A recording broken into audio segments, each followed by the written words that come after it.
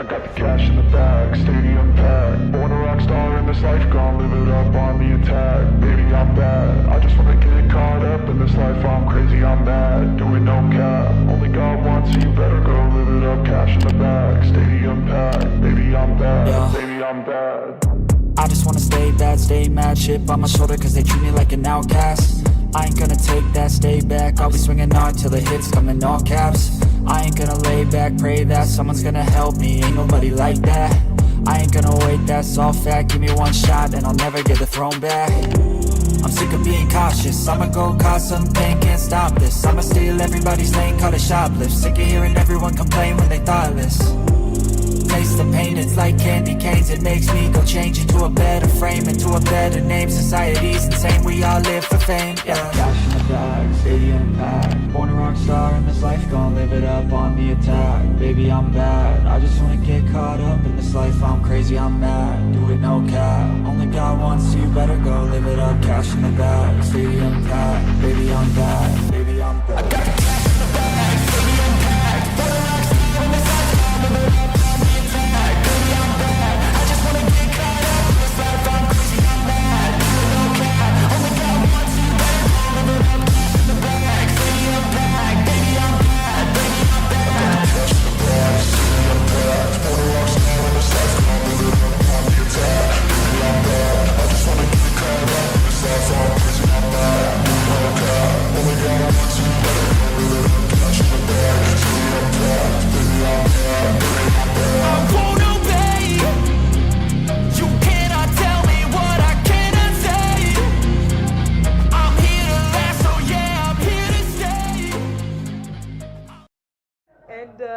A very good morning to you, ladies and gentlemen, joining us on our live feeds today. This is the much awaited, eagerly awaited match between Kpa and GSU Kenya. We had a couple of hours in the morning waiting for it.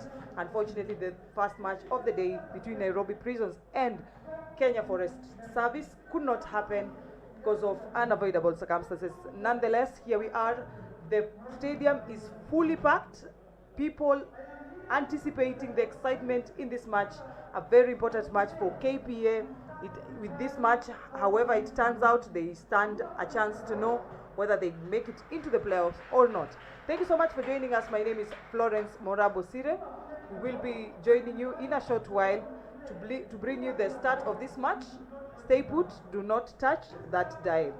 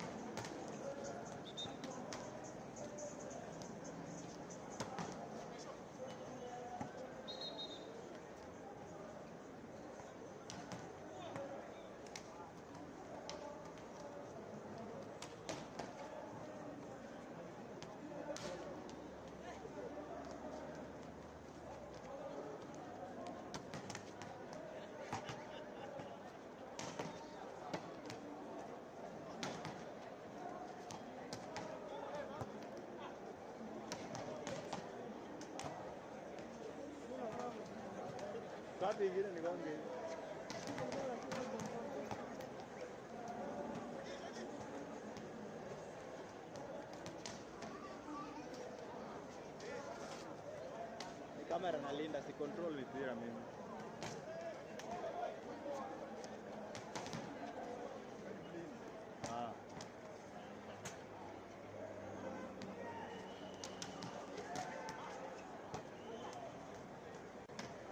Sawa. Ping. Ingine what?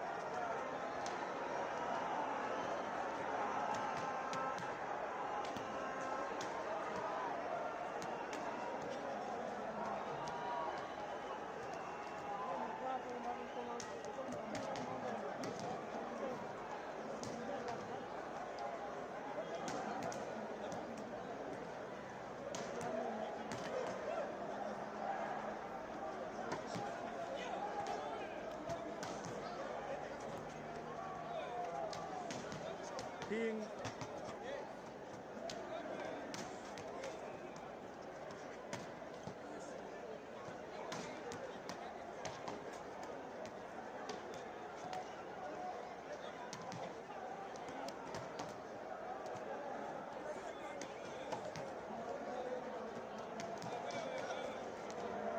Sasa huyu tutazima.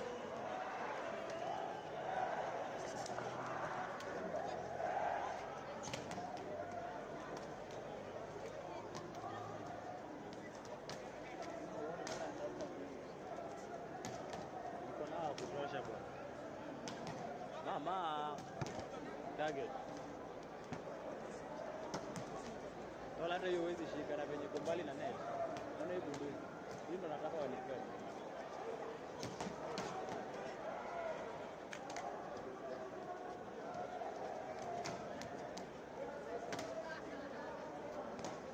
Waambie waanze game wasawa.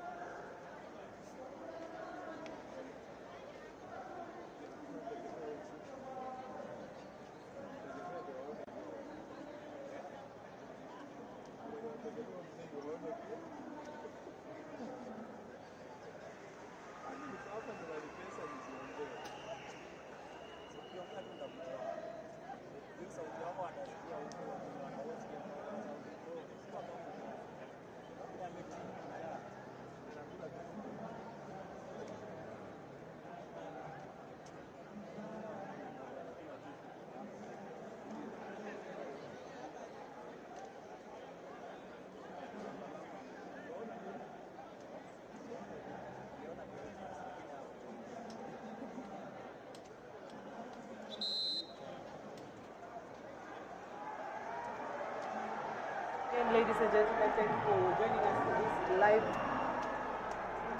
broadcast of the match between KPA and GSU here at the NYAYO National Stadium. The match is just about to serve off, marked by the end of the official warm-up. You can see the technical bench for GSU there, former players in the team, Tonje and Tarus, making their way here to help in the encouragement of players, also sharing their rich experience in the game. We await the start of the match. KPA saying a short prayer there. They do know the importance of this match.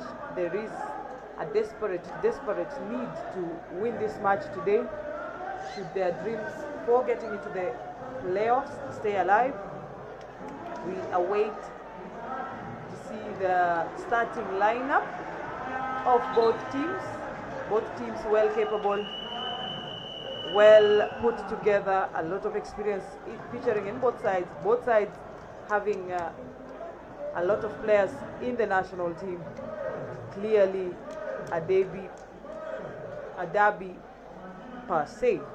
The coach for KPA is James Ontere.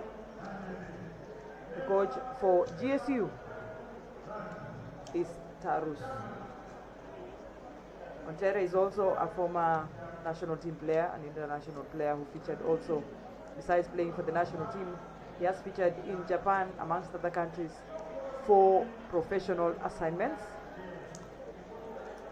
A handshake there between the coaches signifying the level of friendliness despite the fact that they are arch rivals. The first referee is Willie Samoe, second referee Willie Mutuma, a case of Willie's officiating this very crucial match.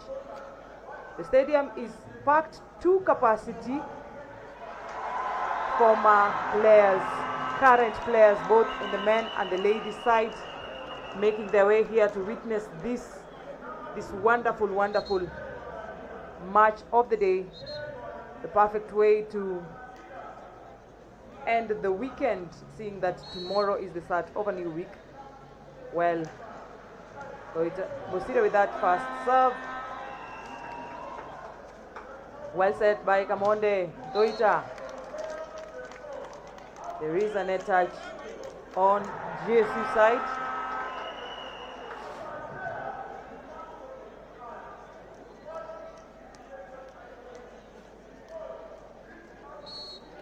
Another serve for Elijah Bosire. Well picked. Well set. Again, Doita. There we have it. And Owala just made his first point in the match. Very brilliant attack there. Flying off the hands of Matui GSU. Bosire with another service. A simple spin of that ball. Sam Juma, Bosire, Toita once again. Another point. The points still stand at 3-0 right now. GSU yet to register their first point of the match. A very formidable side there. An error in reception. Ball is still in play. And that effort by Sam Juma. Unfortunately, there was a touch on the net by Brian Kamonde. Matthias, the setter, GSU Kenya, who was fit well into the shoes of Brian Meli, who was away for professional stints, doing very good for himself, having been awarded the most valuable player and best setter in the league. Brian Kamonde with that powerful attack. And it's a service for Toita. Chris Owala stepping to the front court. Siko there making an instant point, an instant kill for GSU. They are still yet to pick up their momentum of the match. A simple serve. Juma picks it. Bosire. Beautiful attack there by Kipchumba of KPA. The score stand at 5 for KPA, 2 for GSU. Kamonde goes on to serve. You can see by the turn up that this was a very much anticipated game. Well picked, Matthias again. Misiko with that powerful kill at the center. Very good tactic there in avoiding those blocks of Lemoy and one Krisowala. Shadrach Misiko goes on to serve for GSU. There is a limited space, seeing as a lot of people turned up to witness this match today.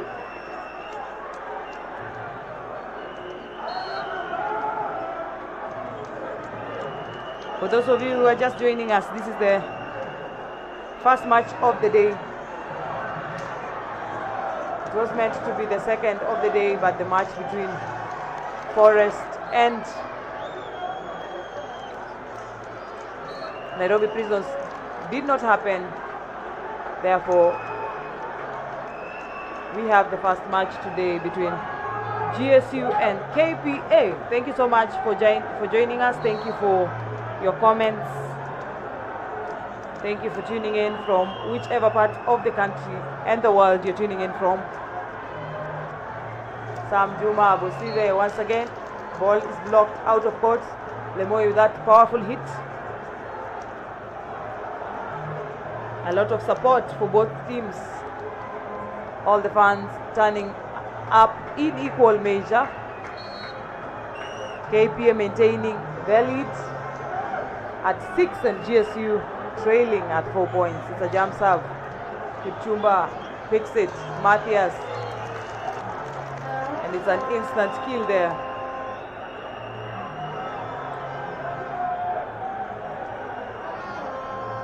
A very strong attack there.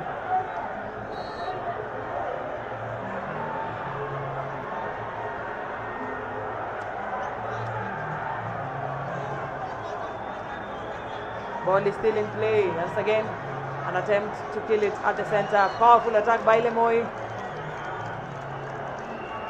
It could not be stopped. He was swift and strong in that attack, changing the direction of that ball, taking advantage of that confusion in the backcourt defense. Krisowala goes on to serve.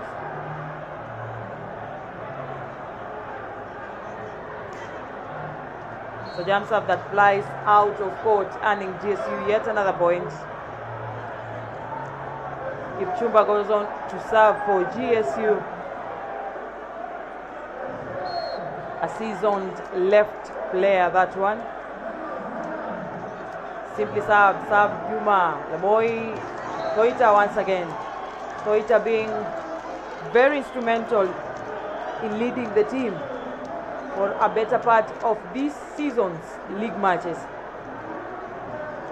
Once again, KPA still in the lead, 2 points leading. Lemoy goes on to serve, and he does that on the net. Simple point there for GSU.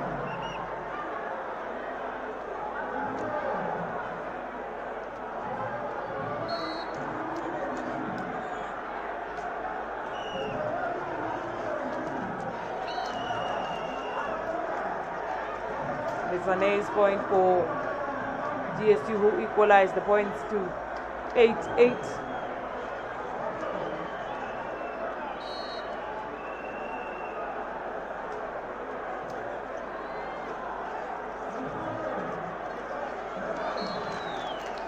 And a simple point again for GSU. Toita coming in strong to help the team.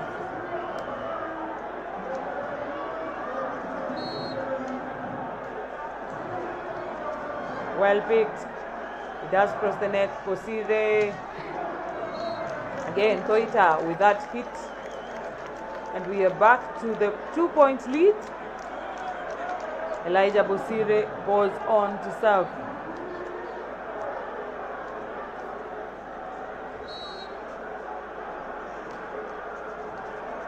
Well picked by Kipchumba. Matthias sets it.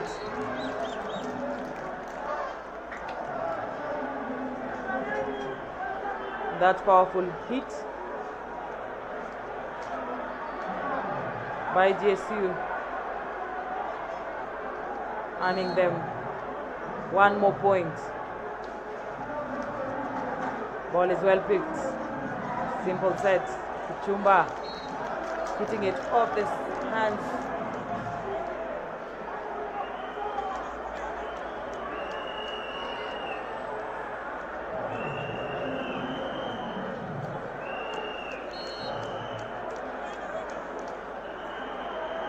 Jumps up by Toita, and it's an ace.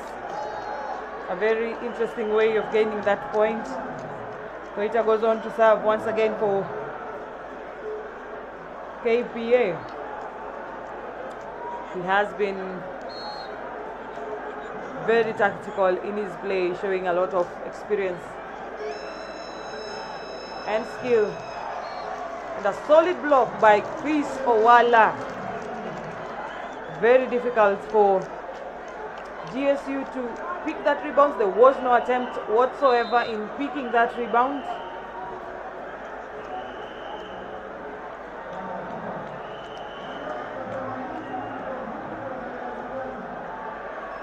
Giving GSU that much needed point. And it's a timeout for GSU. The coach Tarus trying to talk the boys into playing their game. They are being seen to be really slow in their play today. This match not quite turning out to be what the coaches and the fans expect. Once again, we're back on court.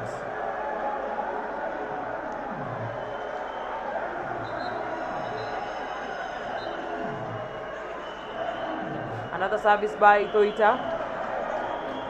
The general service unit trailing by 4 points. Such a huge margin there.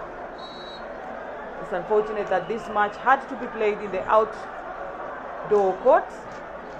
Well picked by the libero. The setter being too slow at setting it. It seems to be a case of miscommunication and disconnect in the GSU camp. The team looking rather confused.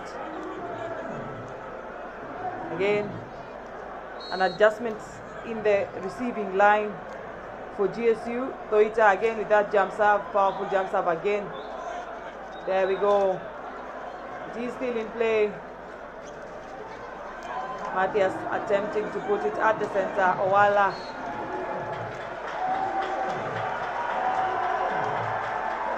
Matthias having a chat with his players there. Cornelius Kiplagat goes on to serve. They will need to correct on a lot of their mistakes there. There seems to be an injury in the GSU side. The setter Matthias having a collision with the libero player Kipchumba in an attempt to save that ball. That was dodged. Both players doing really anything they can to make sure that ball stays in play. Once again, it's a point for Kpa. Still leading at 15, 10 points, 5 points clear of GSU, 10 points. Cornelius receiving it again. Kipchumba, the ball is still in play. Kamonde saves it. It's a simple finish by Toita. Matthias once again. That powerful hit by Matui, sending the ball flying. of the blocks of Chris Owala and right outside the court.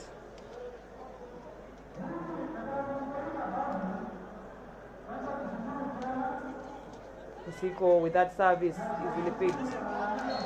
That solid block of Kipchumba and one Dominic Ruto stopping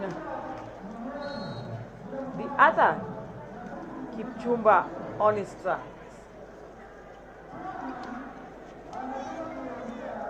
That reception. Again, the ball is still in play. Sam Juma, Bosire, Owala. Solid attack by Owala. Goes out of court. Unfortunately, there was a net touch on the side of GSU.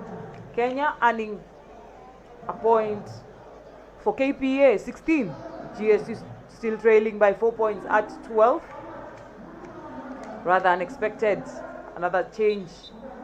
Bosire steps out. Jeffrey James steps in, a tactic that has been used on several occasions to make sure that the block line is solid in the air, seeing as Bosire is a bit short. A jump service by Kipchumba, and it goes out of play.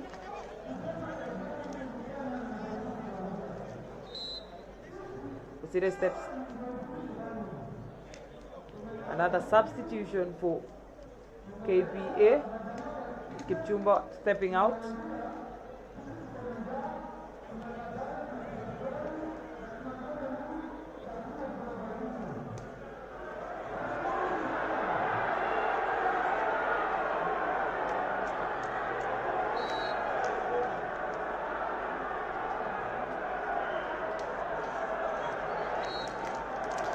And it's an error in service by Matui, sending that ball out of court.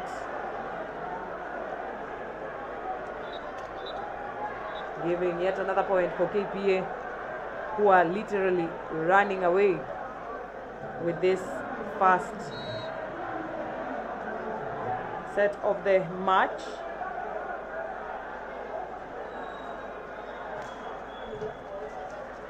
Well picked, Matthias sets it, Matui converts that into yet another point.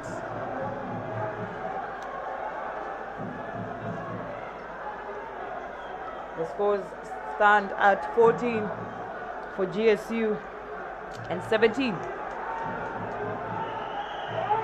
for KPA.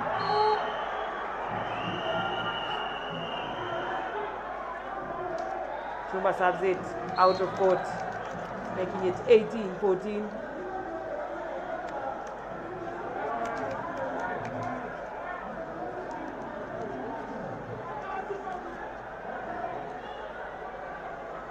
The general service unit still trailing by 4 points.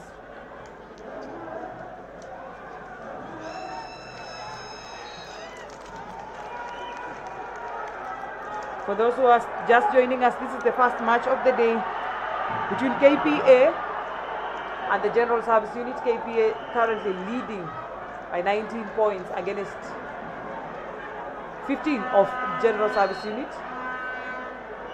KPA have been leading for the better part of this set, seeing a lot of instances where there was lack of coordination by general service unit. Cornelius hitting that ball off of Sam Juma's hands. Sam Juma, a celebrated libero, failing to defend that ball accurately. GSU reducing that margin drastically from 5 points to just 2 points. They seem to be getting their rhythm slowly, but also surely.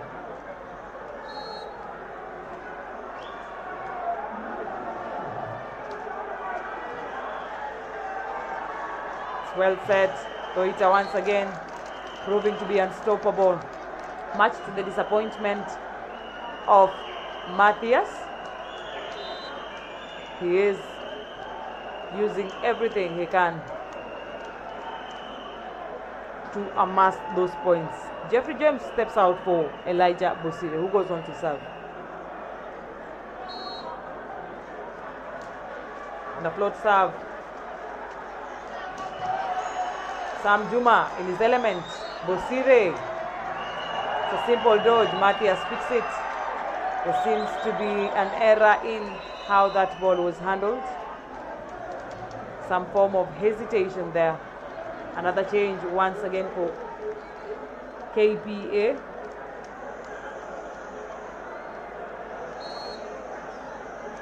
Titus Kibet stepping out, and then comes Kevin Kipchumba.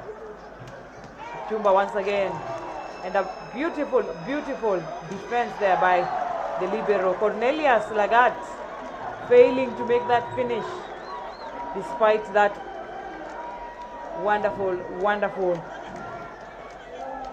backcourt defense by Hudson Kipchumba. Stanley Toita at the service court once again. He may be jump serving that ball. Indeed, it's a jump serve, well picked by Matthias. But there's a net touch. Also some impressive backcourt defense by KPA there. Cornelius Lagat at the service once again. Scores 18-20. Bosire sets it. Owala once again. Owala hitting that ball very hard, gaining such a beautiful point for KPA. KPA are just 4 points shy of picking this first set. GSU have been trailing for a better part of the game. Good serve by Kamonde. A simple dodge. Bosire. Again, Kipchumba. He fails to put that ball across the net. Thanks to those solid hands of Juan Misiko and Kipchumba. The score stand at 19 GSU 21 KPA. There has been a change with Lagat stepping onto the court.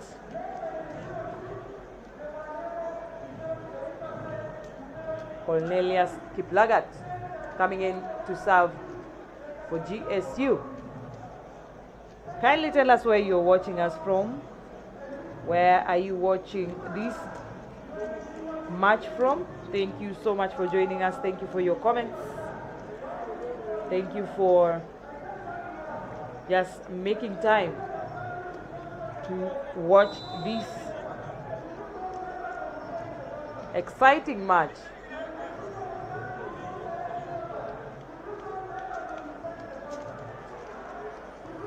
KPA starting at her high.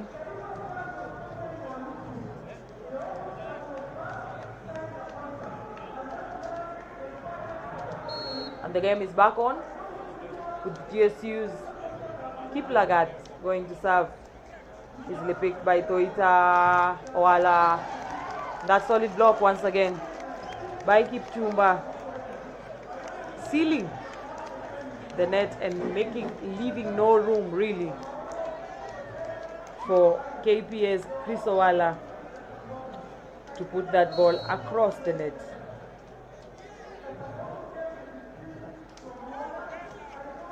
Again, easily picked. Lemoy. Kipchumba once again, Lemoy. Elijah Bosire really trusting the services of Lemoy, and Lemoy not disappointing. A service for Kevin Kipchumba. Score stand at 22, KPA 20, GSU. It's a jump serve by Kipchumba. Well picked. Matthias giving it to the other Kipchumba. There was a net touch. Unfortunately, Lemoy did touch the net while trying to block that ball. GSU at 21, KPA 22. GSU fighting hard to make that adjustment. Bonifatry stepping in place of Matthias. It's also important to note that Lagat doubles up as a setter. That change.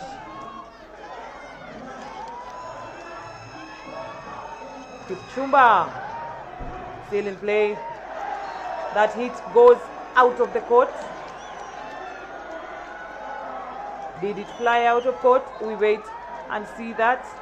That save by Chris Owala, desperation.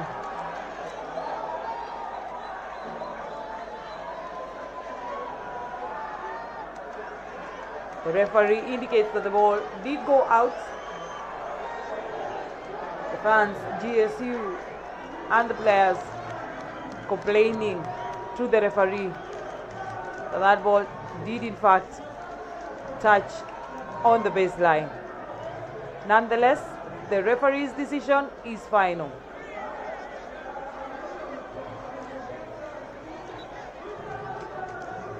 A lot of tension and excitement in equal measure witnessed here at the NYAYO National Stadium. A lot of fans for the General Service Unit. You can see their counterparts from the football teams coming on to cheer their colleagues in this very, very crucial match. General Service Units have made it into the playoffs, so the results of this match won't really have an effect in their standings and their ability to get on to the playoffs. And that solid block by Chris Owala, pushing KPA onto the set point mark. General Service Unit trailing at 21. The coach, Tarus, taking time to ask for a timeout to break that consistency that KPA have been showing for a better part of this first set. For those of you who are joining us once again, this is the first match of the day, much awaited league match between GSU and the Kenya Ports Authority. GSU are leading in the rankings currently, having been top of the list, the first ones to step on into the playoffs. KPA are yet to know that fate. The result of this match will play a major part at ensuring they get into or denying them the ticket to get into the playoffs. From the look of things, clearly this first set is theirs for the taking. KP at set point 24, GSU at 21.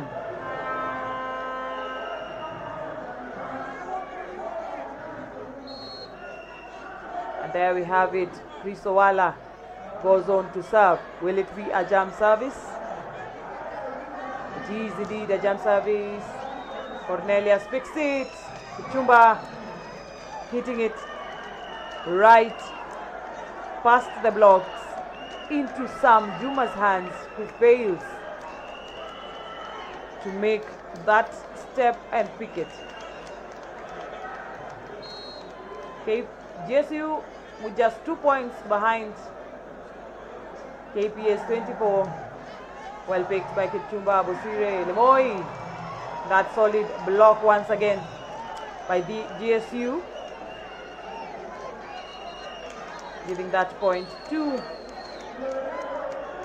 KPA. It's a tightly neat score margin there. GSU just 1 point shy of equalizing. A timeout by James Ontere, KPA. KPA just need 1 point to call this a set. General Service Unit not letting them run away with it. Thank you so much, Marble, for joining the live, watching all the way from Thika. All the best, team GSU. Joel, watching us from Dodoma, Tanzania. Brian Korir watching from Rwanda. Thank you for joining us. Onesmus Kanga. Moto sana indeed. It is a heated match. Emmanuel Tabut, thanks for broadcasting it live. Watching from Helsinki. Thank you for joining us. Andrew Kiprop watching from Mombasa. Asanteni sana marafiki zetu kutoka Mombasa kwa kujiunga nasi wakati huu. Dominic Ateka, Liverpool. Thank you. Kintex. KPR poised for this first set. Maingi all the way from Makindu. Thank you so much for joining us. Chris is serving. Doita made the block, Florence. Thank you for that correction. Alex Kimeli. Thank you for your views. Thank you for tuning in. There we have it. From that hit by Doita, KPA take the first set of this match, 25-23.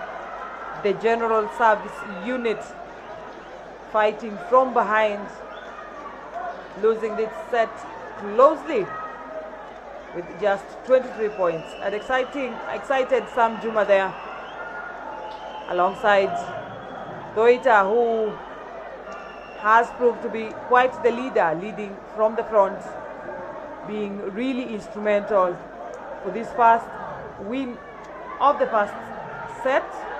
And there we have it, the first set ending at 25-23. Very close set there. We'll be getting the match statistics in a few. You can take a look at how both teams performed, what was the reason for the loss, and basically a sneak peek of what to expect once the second set starts. The fans still trickling in to watch this match. It is the highlight of the weekend. A good way to crown the seventh and last leg of the 2022-2023 Kenya Volleyball Federation National League. Very curious to know if KPA will make it into the playoffs. There we have the match statistics. KPA taking the first set, 21 against GSU 23. The attacks, we're having 15 for KPA and 11 for GSU. Blocks, we're having 4 for GSU, 3 for KPA. Service ace, 2 for KPA, 0 for GSU. And opponents' errors, we're having 8 for GSU and just 5 for Kenya Ports Authority. The second set of the match is just about to start. General Service Unit feeling the heat of this match. KPA bringing their A game today. We're seeing the likes of Toita and Chris Owala playing brilliantly today. Not so much on the General Service Unit side. There have been cases of confusion and should I call it disconnect on the side, with a lot of errors that would have been easily avoided.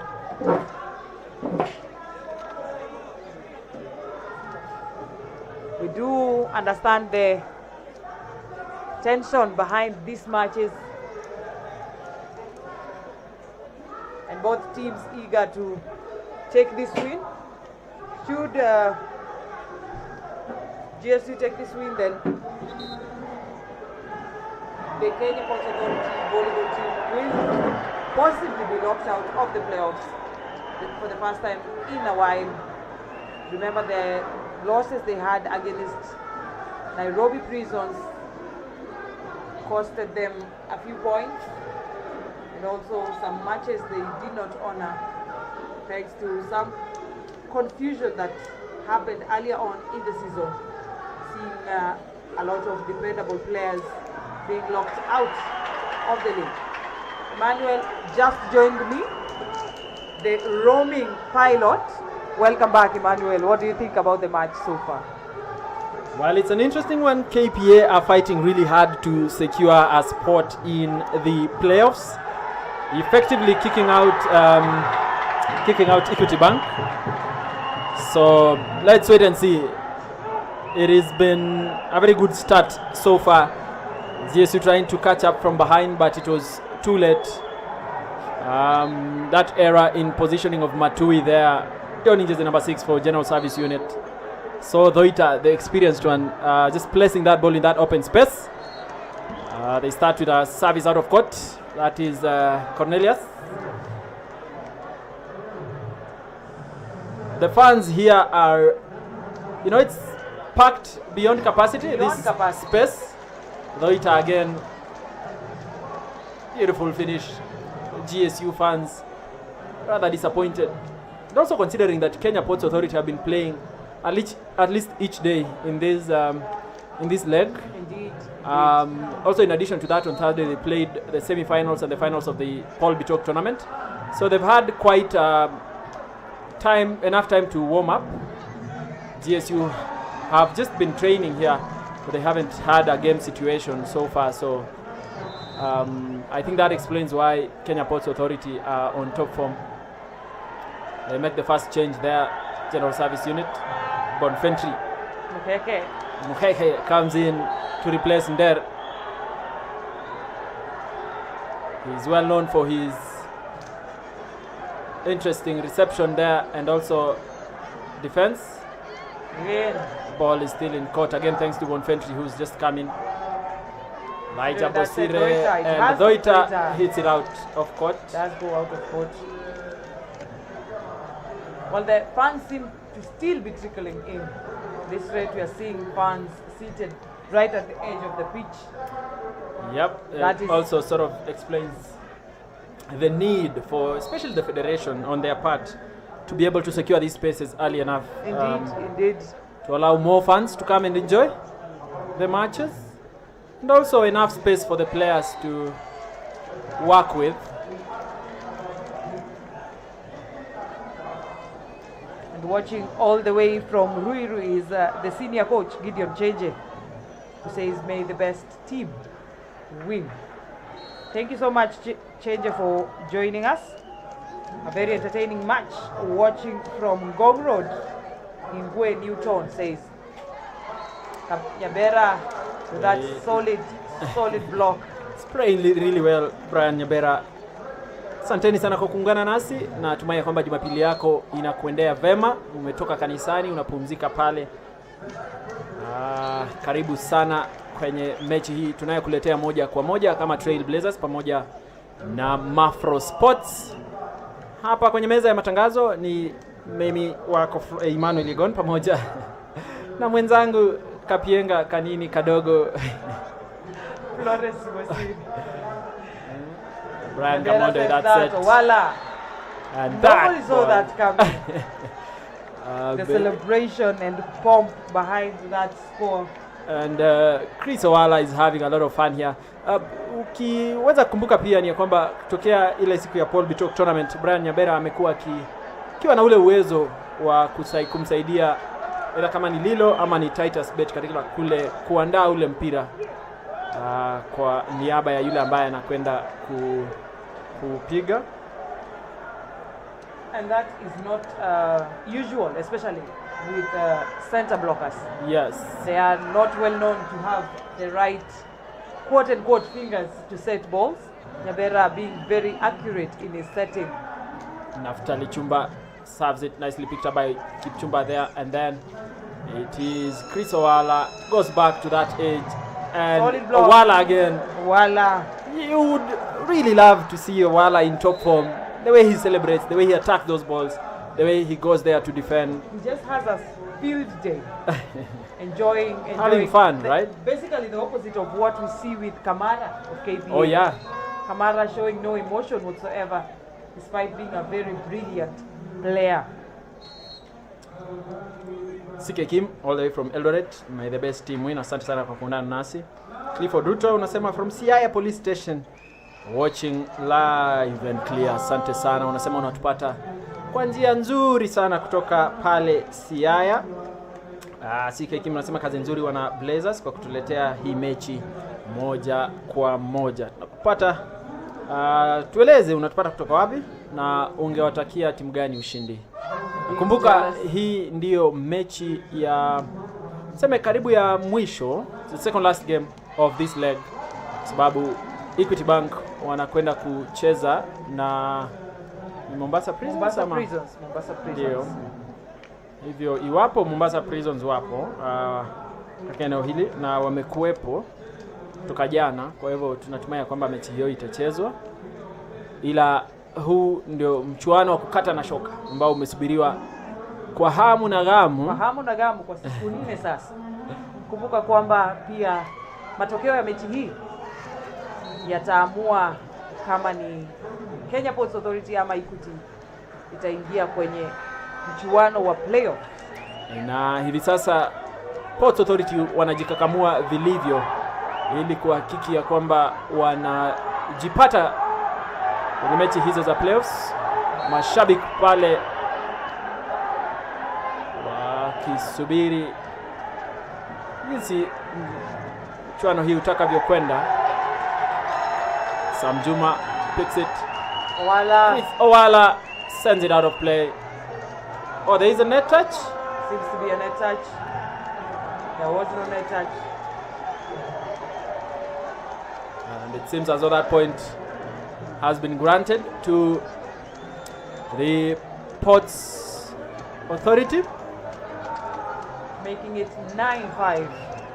Kenya Ports Authority leading from the start. We saw that during the first set. Could it be a tactic they're using to stay ahead so that breaking away will be easier once they reach the 20-point mark? Peter Odhiambo unasema unatazama moja kwa moja kutoka Texas. Willy Wambua anasema nini? Texas India. Texas India, that's a very What do you have, Peter Odhiambo?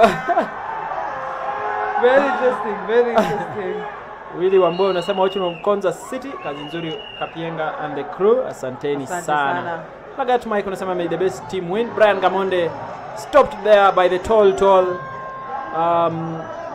Misiko GSU. Bonfentry pale akienda kurejelea tena kufanya kazi ya service. Godfrey Mombo, congrats Blazers, mnafanya kazi nzuri. Tunahudhuria bila ya kufika Nyayo. Karibu sana. Ni furaha yetu kuweza kufanya hivi. Thoita again there looking at the space. Libero Kota Naweas. You have to love the way Thoita plays with so much skill. So relaxed. Having the game in control. They are completely in control, Kenya Ports Authority. Completely in control. Again, like you said, the fact that they have been playing from Thursday has played a major role in their fitness and match concentration during the matches they've had a chance to play. Beautiful attack there by Matui. Watu hapa wamekuwa wajanja sasa. Buchunju Jafeth anasema watching from Florida Embakasi. Erastus Onyama in Kakamega Joyland unatutazama kutoka pale. Ball is still in play. Who will finish it? Giving it out easy and it will come up. It has to be Thoita. Come back. Once again. It will come back to haunt them. Give it away easy. Comes back. Nailed really hard. Sports Camp unasema watching from Githurai. Kazi nzuri wana Blazers. You're vouching for Kenya Ports Authority. Sareto Lunguch, kazi nzuri wa commentators. You're watching from Eldoret, Uasin Gishu County. David with my brother Anthony Kiteme watching from Changamwe, Mombasa. Asanteni sana kwa kuungana nasi. Jared Chirchir, thanks for Trailblazers for the good broadcast. May the best team win. You're watching from Embakasi. Asante sana. Wambua Willy, you're watching from Konza. Shukran Kiplagat Elvis from Theka. Brian Corino nasema you're watching from Rwanda. Asante sana. Rotich Environmental Scientist watching from Kakamega. You're wishing General Service Unit the very best. Asanteni sana kwa kuungana nasi. The match continues. Tali Thoita David with that serve. It's going to be a jump serve that has been really accurate today. Was there a Another touch touch on that out there. ball? There was a touch Naftali has been earning his points that way so far. for a very Naftali long time Chumba. now. Victor Odera anasema the sleuth of confusion in GSU camp is one for the time. Dennis Mato, you're wishing KP the very best. Was that Another serve on the net by Matui. A really costly mistake. Kabera goes on to serve for General Service Unit. Abraham began watching from Nandi County. Tenderet, Kapkoros. My brother Yes. Yagon clearly knows these places. another mistake there? The libero saves the day. The It beautiful is set Mutai by- Matui now. Or they have made a change to bring in Lagat to assist in the setting. I think trying to meet the experience of the setter Elijah Bosiri on the other side of the net.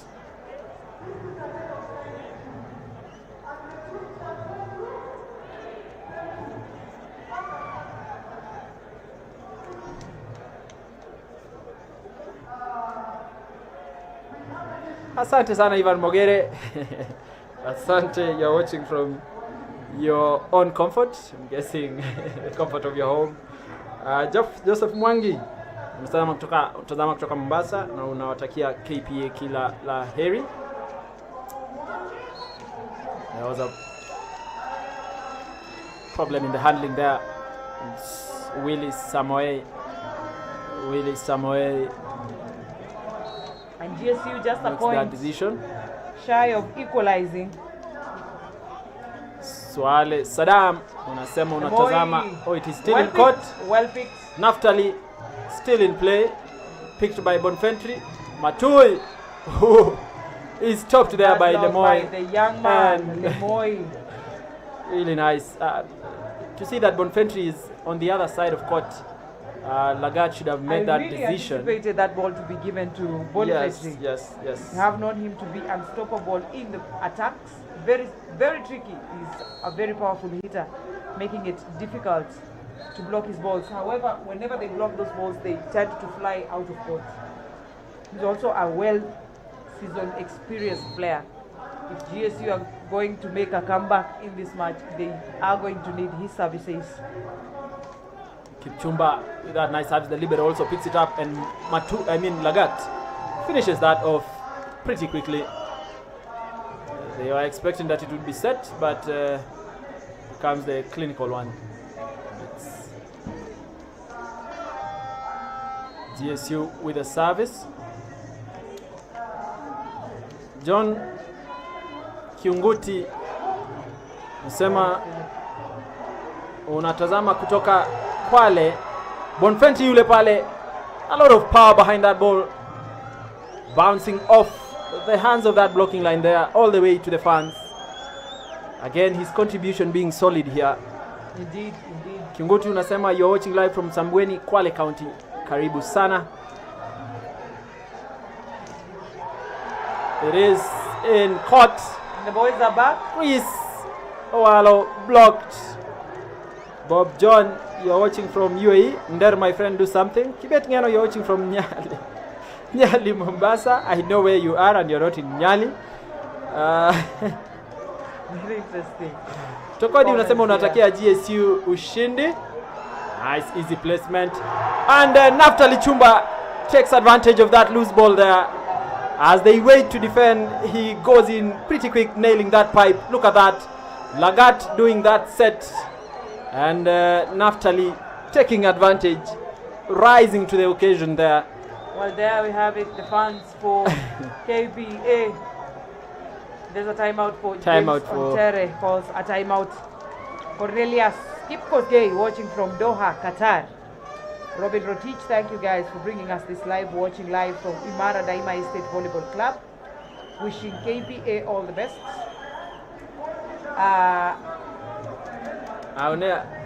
Aronea, you're watching from Kampala. Unasema team Bandari hadi mwisho. Ila I think I had seen. Oh yeah, you're watching from Kampala. Asante sana. We might have to counter check the Presence. There we have the coach Equity Bank. Equity Bank awaiting their last match of the leg before now deciding which team goes on to get into the playoffs. GSU leading for the first time in this match, 15 against 13 of KPA. A very huge impact by Bonifantry's change. Yes, He definitely. has been It's contributed massively to that. And it is Chelule, formerly of Trailblazers Volleyball Club, at the service court. Doita picks it. It is Chris Owala again. That ball is still in play. fortunately does not control Lemoy. It is Doita who hits that ball on the net, sending GSU 3 points ahead. And Chelule has done well for himself, although the coaches there are having a conversation with him all the way from the service court to being able to pick that loose ball there. Major effort by And Chelula. on this other side, Elijah Busire trusted in the services of the experienced Doita. Sam Juma. Lemoy goes in hard. Naftali could not pick it. An interesting observation by Faith Olakin that the people standing are inconveniencing the people at the back and the refereeing in general, hoping that one day we will secure Kasarani enough space to host these matches. Volleyball is seen to be a really Chris Owala sends it out of court. I would have thought that it was an ace, considering no one even attempted. they actually moved away from Yes, the ball. and you stand the risk of giving away that point if you Indeed, do that, indeed. because now, just in case that ball lands on the line, it would have gone GSU side. Kipchumba. Doita again. In his element. Guys having fun.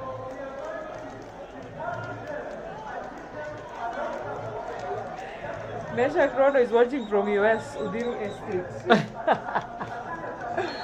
Well, you have to love your wit in commenting. It only shows that you're present It is and experiencing. really nice finish there. The GSU side.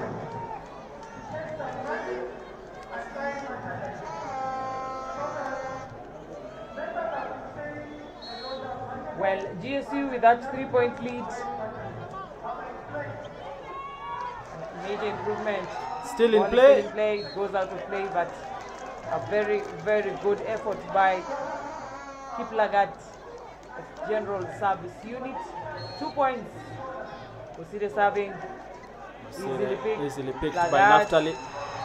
Again. And it's a one-man block there. Really nice. Actually, two-man block. It is Doita and Gamonde.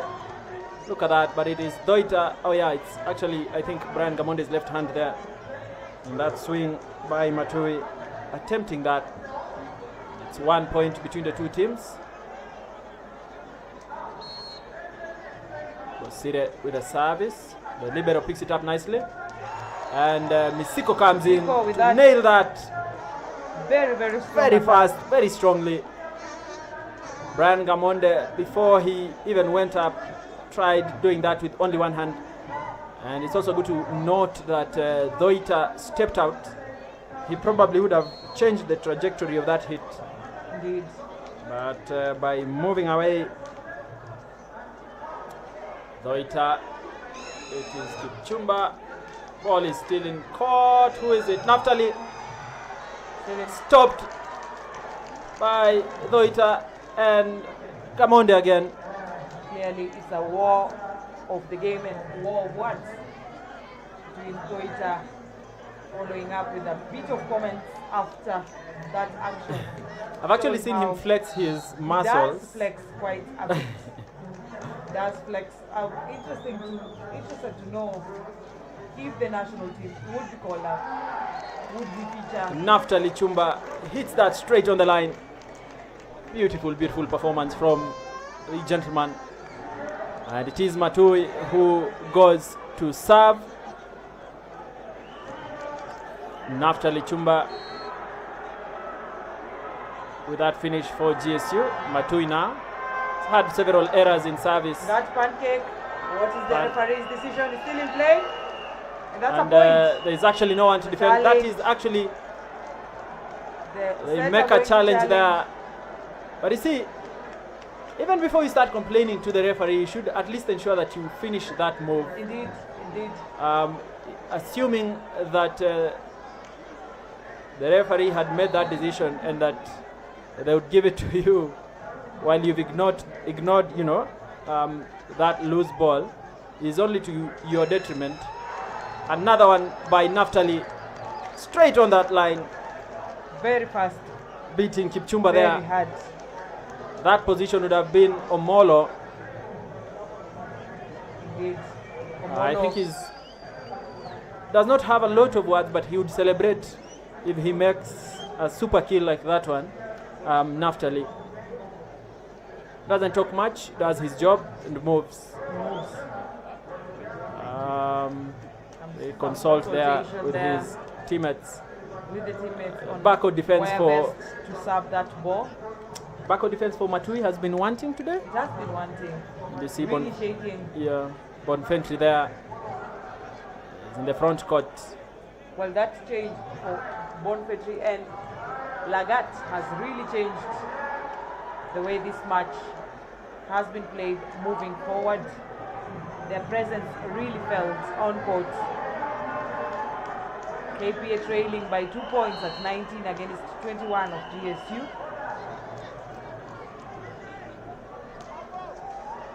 Onesmus Kanga says a game of this magnitude requires a pitch with space. We could not agree more.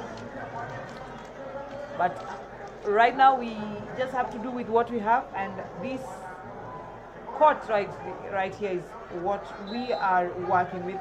Hopefully in the future we have a change in that, a change there with Busida stepping out and Jeffrey James stepping on court. Who else has stepped out? It's Kipchumba who stepped out for Titus Kibet. Titus Kibet comes in to go and serve. Just a point between the two teams. Naftali received that. Picks it. It is Lagat, Bonfentry. This time solid around, block. Bonfentry is topped by Lemoy. Lemoy with that solid block.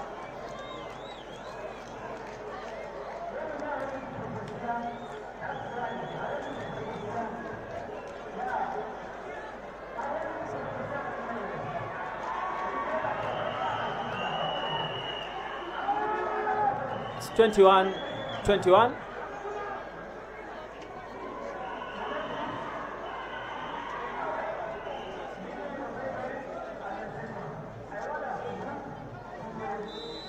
That's the end of that timeout by the coach general service unit.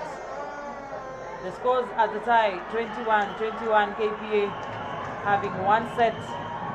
GSU hoping to get this second set.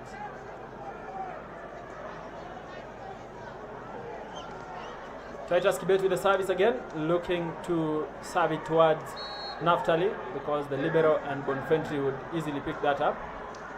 Goes all the way to Naftali again. Bonfentry, is it Bonfentry? It is Bonfentry.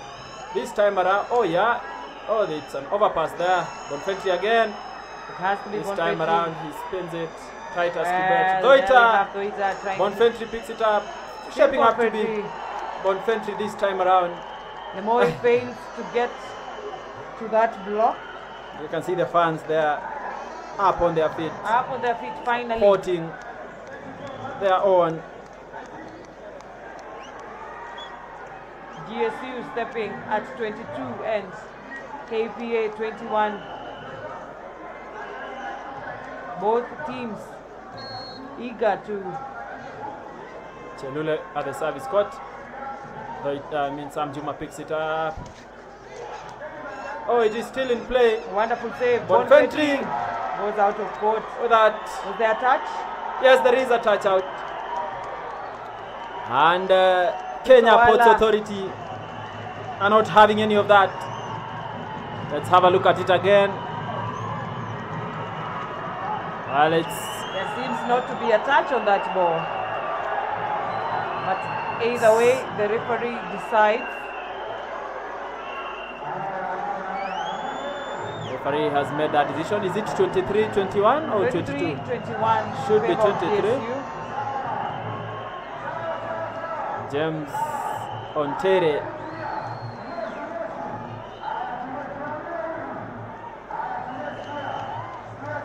Kitonga Darius, you're saying special regards to your colleagues there. You're saying their fellow cheering squad led by Minor and Ruto Jr. You wish General Service Unit the very best, and you're watching from Kajiado. Asante sana. Chelule with the service again. Doita picks it. This time around, Lemoy beats Chelule there. Moses Kazani, Sema KPA, all the best. Look at that. Again, Bonfentry did not attempt. Florence Mbituka, watching from Runda, and you're wishing Bandari the very best. Nawala goes on to serve. I'm not sure whether he's going to make a jump serve. He definitely will, although there's very limited space there. Point of very this match. Limited space. And again, like you said, limited space. Will it be a jump serve? No doubt. It is a jump serve. And it is. Oh, I thought it's an ace. Of course. For a moment there, I thought it was an ace. And GSU are at set point. And they celebrate GSU because now they are on the brink of a win. Lagat goes on to serve for GSU. A timeout by James Ontere, KPA. Lagat is also a very good server. It is possible that he's going to disorient the reception for KPA. And I think that's why Ontario has decided to call for that timeout. To really just break that momentum of the match. GSU. Quite a heated one here. In this second set. It did quite look as encouraging in the first set. Even the fans were seated looking discouraged at what the boys were doing. But it is shaping up to be a beautiful, beautiful match. Princess Glorious, KPA, all the best. Watching from Kitui. Kitonga, my special regards to Trailblazers, especially to you two reporters, Kazi Nzuri, asante sana. All the best. Team KPA, Stanley Samoe, 24, Sam Juma, Titus, again. Beautiful attack and by they beat Bonfentry and Misiko. The height, the might, but still Lemoy, the youngster. Beautiful set by Titus Kibet. Really, really beautiful set. KPA will require a very solid defense here. Defense and backward defense if they are to make a comeback. With GSU at the set point. And having quite the lineup in attack. Bonifetri, no. Atui. It goes out of court. Out of court. And Gamonde sends it out of court. And it's 1-1 here at the NYAYO Stadium. General Service Unit coming from behind to levelize. It's one set each. Kenya Ports Authority with the match to lose. They are the ones who have a lot to lose if they go down without a win in this match. It's just a repetition of what happened in the first set. Indeed, both sets ending at 25-13. 25-23. The first one in favor of KPA, the second one in favor of GSU. Wonderful, wonderful game that we have here between these two. Can't call them arch rivals. They are arch Everyone rivals. attempting to get a slot at, of course, General Service Unit have secured their slot already in the 2023 playoffs. Kenya Ports Authority depend on this win to be able to join that list of teams that will have made it to the playoffs. And if they do, then they'll have effectively kicked out Equity Bank, who are literally at the brink.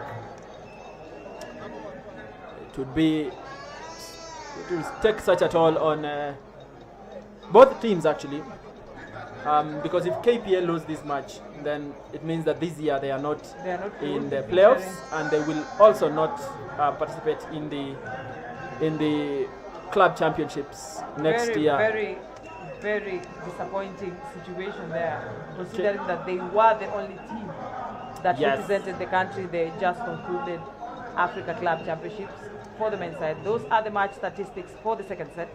General Service Unit ending 25, KPA 23, 13 points each, and from attacks, 6 for KPA in as far as blocks were concerned, and 3 for GSU.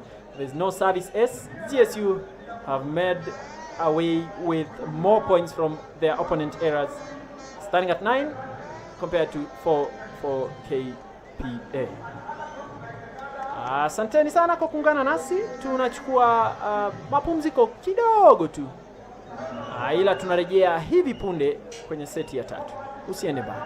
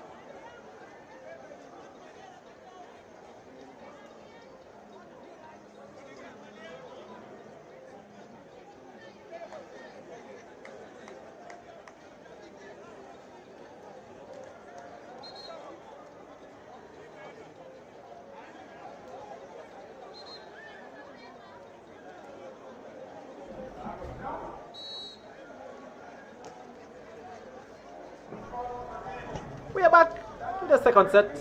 The third set between these two arch rivals. Like we said, everyone is trying to maintain some form of status quo. I thought there was a touch-out. Lies out of court. But that ball, again, thanks to Matui, been trusted by Lagat to deliver. Almost looks as though there was a touch by Brian Gamonde there.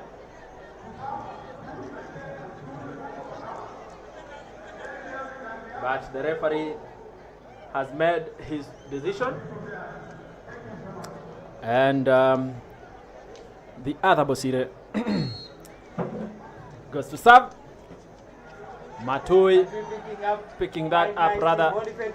Oh, wow, a lot of power behind that ball. Look at the way Chris Owala goes down trying to pick that up. And unfortunately he sends that ball way out of the playing area. Almost looks like it's gone even to the roundabout there. We'll wait and see. Wait for us. Wait for that ball. Let us know, ladies and gents, where you're watching from and which team you're rooting for. NYAYO, all the best. GSU watching from Ziwa. Mbani, GSU to win 3-2. The Nelta says. Well, Lauren seems to be one of the survivors of the submarine. She's watching all the way from Atlantic Ocean in a submersible. Well, that is actually a dark joke because 5 people lost their lives, Lorraine. 5 people lost their lives in that submersive. So may their souls rest in peace and may their families find comfort during these hard times. It's hard to even imagine what happened down there And what the families in those are going depths. Yeah. Chris Owala, the libero, picks it. Is a net touch by Naftali. Naftali The did libero touch the net. with a very nice pick there, Hudson. But that decision had already been made by that net touch. Kipchumba goes in to pick it. Matui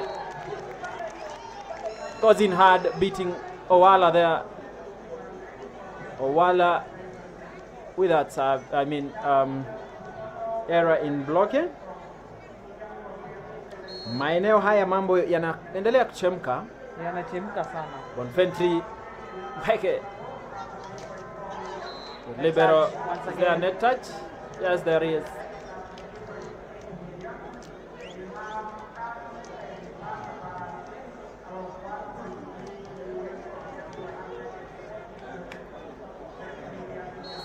Three for KPA, 2 for GSU.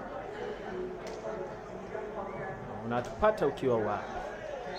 Anakwenda kusavu ule mpira Brian Gamonde anaopeleka nje ya uwanja ule.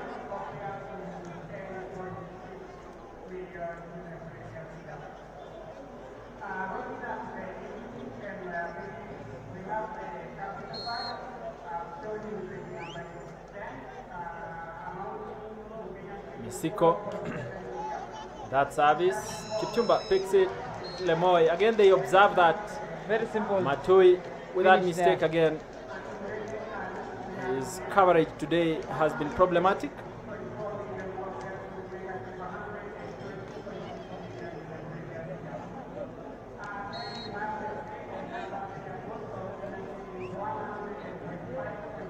Chumba goes on to make a jump serve on the net. And it lands on the net.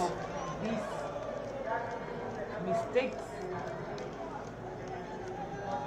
We are seeing a repetition of the same mistakes since the second set. We did not see a lot of services on the net during the first set. Yeah, that was quite a straight win for Kenya Ports. There's an issue with the handling there, and Elijah Bosire is punished for that.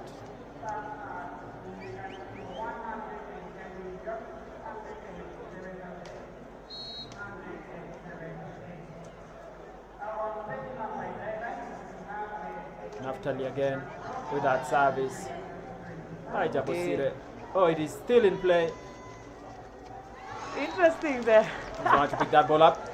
Again, Lagat there having a conversation with Matui. The libero attempting that, pick that up. And that fake in attack and setting that ball. Indeed, Lemoy Yes. did not disappoint. No, he's in played that really regard. well. He's played really well, Lemoy, for his side. It's an overpass. Toita. They're able to pick Again, it. But there's a net there's a touch. net touch by KPA, or is it GSU? GSU landed into the net.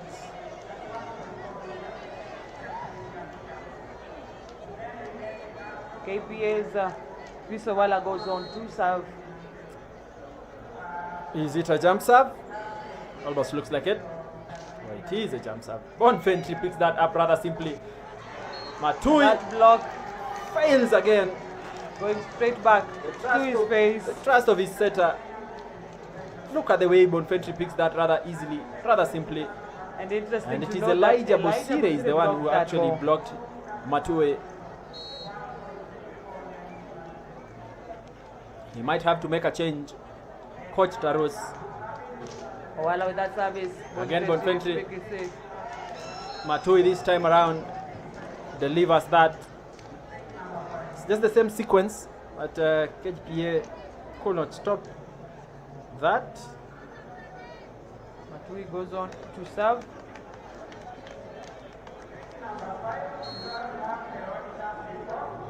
For the general service unit. Well picked by Owala. Oh, it's still in play. Hitting Goes that on ball. to hit the libero there. Let's have a look at that replay. And it is applied. Oh, actually he guarded it. And Chris Owala celebrates that nicely. Have a 2-point lead. Lagat. Matui, oh, it's Bonfentry who finishes it.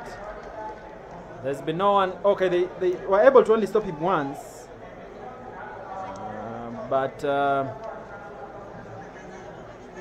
youngster there, the libero for GSU, playing really well thus far, considering the fact that he's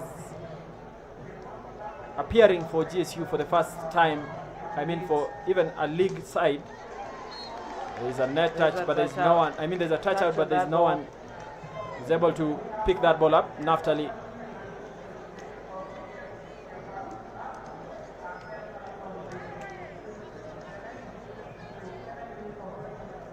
Mambo anaendelea kutokota hapa. Libero picks it nicely. Naftali Chumba hitting that ball. Sam Juma picking it easily. Chris Owala hits it on the net. Very betraying the effort, you know, of failing his libero there, who picked that ball, which it appears was heavy laden from Naftali Chumba.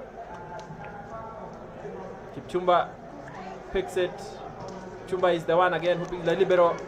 Pass. Setting it. That Matui picks it. Naftali stopped by Brian Gamonde. What a beautiful set by Lagat, but Naftali, and also a beautiful block by Brian Gamonde, maintaining their 2-point lead.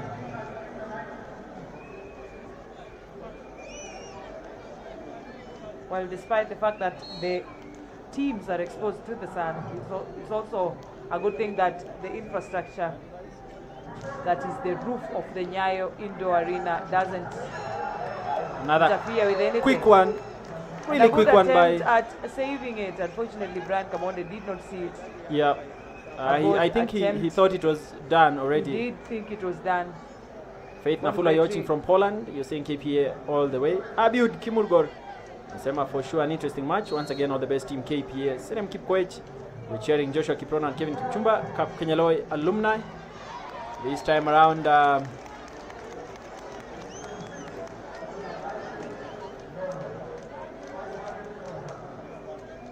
they are not able to go past player donning jersey number 14 for GSU, Misiko. Bonfentry again with a service. Chris Owala goes high. Bonfentry picks it. That is an issue with a setting by. I was hoping that was a good set, considering that. Yeah, because he did jump to set. Did a jump set. Unfortunately, it did it's not similar to what Gamonde has been doing. Gamonde goes to serve. I hope he does serve inside the court. Previous ones have flown all the way. Oh, he's able to do it. Bonfentry picking that up again. Matui this time around, putting in a lot of power behind that ball, beating Lemoy and Kipchumba there in the defense. Mexico goes to serve. Harrison Kanyi, you're watching from Kinangop. Sema uko nyuma ya Team Bandari. Erastus unasema TVC are amazing people. Asante sana, you're watching from Joyland in Kakamega.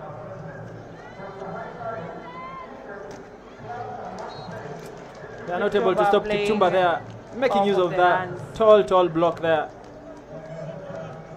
It is 12 KPA, 11 GSU, and they seem to be making a change.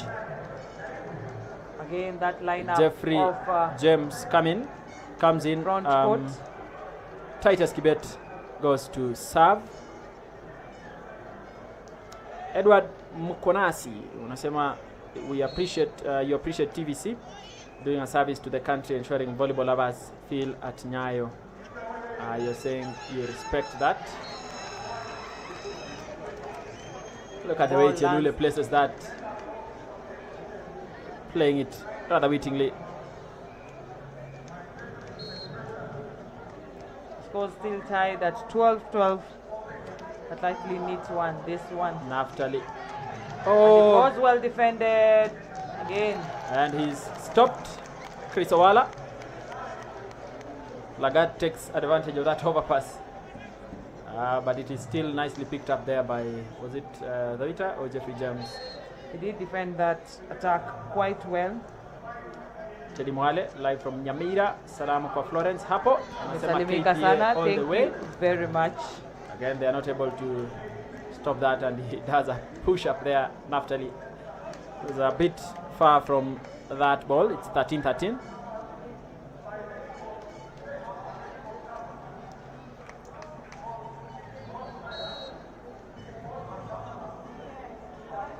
So jump serve. By So, Owala. Chris Owala, nicely picked up by the libero, and it is Matui who goes in to finish that. A simple spin. Clinically, it's a simple spin, and he goes to serve Matui. Coach is having a conversation with him there.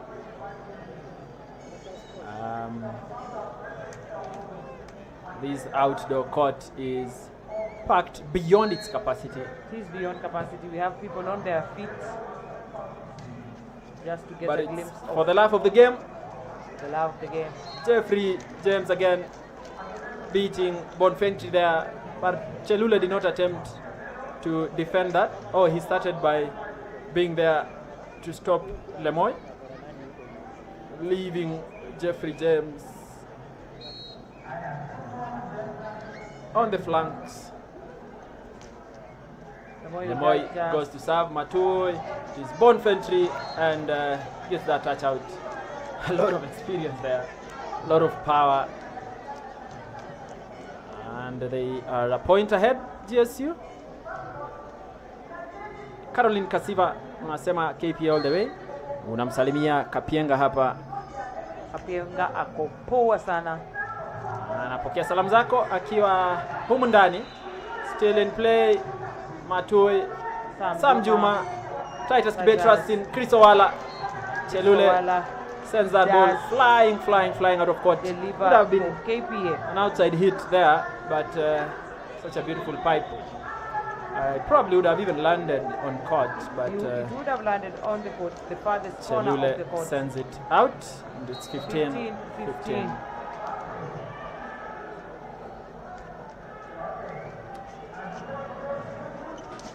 Matui, beautiful pipe. Lagat there trusting him to deliver, and he does it nicely. Albeit the presence of that, oh yeah, Brian Gamonde went up to defend Misiko. No sooner had he landed than he needed to jump again to defend Matui. So nets up by Lagat. By Lagat. His mistake. Well, both of them, both of the teams making if careless at the mistakes. commentary desk we are feeling that, how much more is it on the sidelines? Indeed. Or how much more are the coaches feeling when their players make Right those there with that jump mistakes? serve. Oh, the libero picks it nicely. Naftali hits it at Thoita there. Or is it Jeffrey James? Jeffrey James, yes. To receive it. The reaction of the front court players not helping the situation. Moseti Mwaka unasema all the best GSU, up your game. Cheering squad team kazi safi sana. Maina Maumau Ruto Junior and all. You are watching from Kisii. That serve. Titus. The libero saves it. And the libero Does a spin there. And all the fans cheering him on. I think Kenya Ports Authority had assumed that because of the power that Owala, defend you know, he did defend it, and it goes back to KPA's side of court, earning them a point, taking them 2 points clear. But there we have it. GSU still leading at 18 against 16 of KPA. It's been 1-1 so far, but that beautiful save by the libero there, Hudson. Owala again Ball is close. decides to Close dodge the it. net. It will cost them. It will cost them. Does cost It them. does cost them. Libero is happy. He's elated. The young man. He has a brother who is the setter for administration police. Their history in volleyball is almost as similar to the Bosire's history, because they've grown up as volleyball players Very interesting. at Cheptil High School, actually. Because I am aware that their father has been a coach for quite some time, and so they've learned the basics. They've learned volleyball right from the basics. which is what you advocate for. Indeed, yeah? indeed. Once you instill these skills to children who are young, they grow up with it, and it improves the quality of the game all round. I can only hope and pray that we do have academies in the country to nurture this talent, not just in the high schools where talent is identified and taught at high school level. We would like to see kids. Kenya participate in competitions for kids under 10. Yes. It does happen. Yes. We have seen other countries do it. We can only pray that the Kenya Volleyball Federation considers it and the stakeholders go on to do it. Boniface with that service. Voila! It is still in court. Well picked. The libero sets it, and it is Matui Hitting it. who hits it. And Gamonde and his friend are not able to defend it.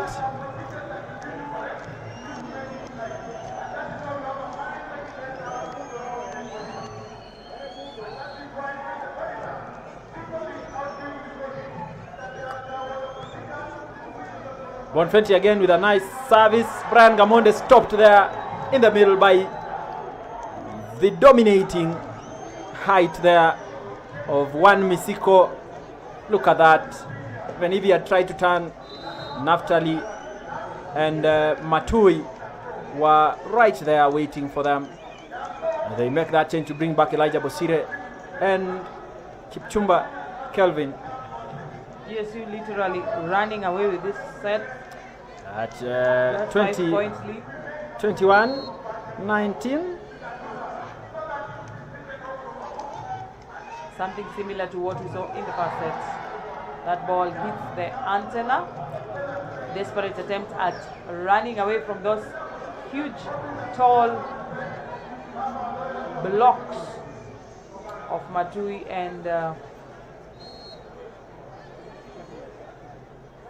Misik.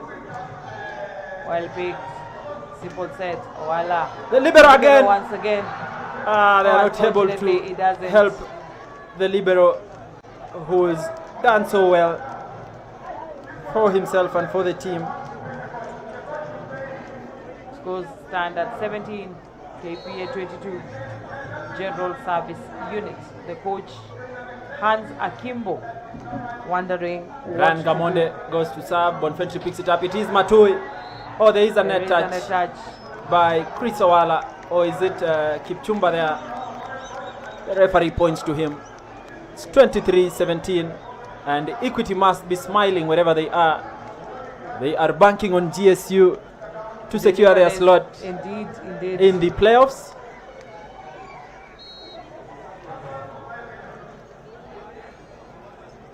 And the General Service Unit seem to be playing a tune that Equity Bank are happy about. Chris Owala playing it too hard for Naftali there to defend it, but still they can afford that mistake.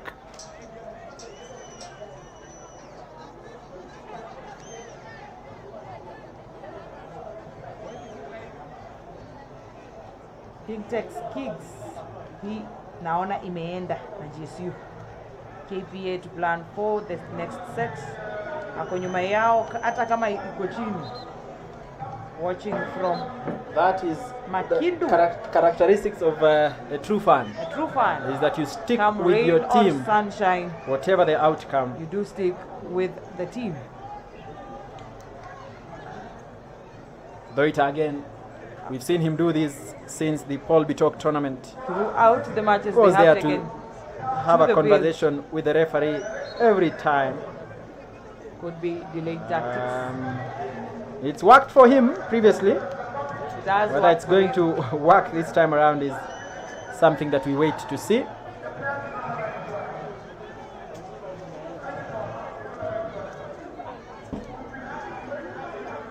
GSU 23, KPA 18, KPA serving. And he serves it on the net. Kipchumba. GSU GSU at to the set point. Haddad goes on to serve. No, it actually is Kipchumba who is at the service area. Timeout Timeout by for Kenya Ports Authority. What are the fans saying, Florence? Well, most of them resigning to the fate. P. Menda at GSU, urging KPA to plan for the next set. Yeah, it is as good as done this set, but they still have one more set to fight. They still if have they are to one secure, more point to call it a set. if they are to secure their slot in the playoffs. But so far, Equity Bank must be smiling all the way to the vault, because it means that they are to pull a comeback into the playoffs. Indeed.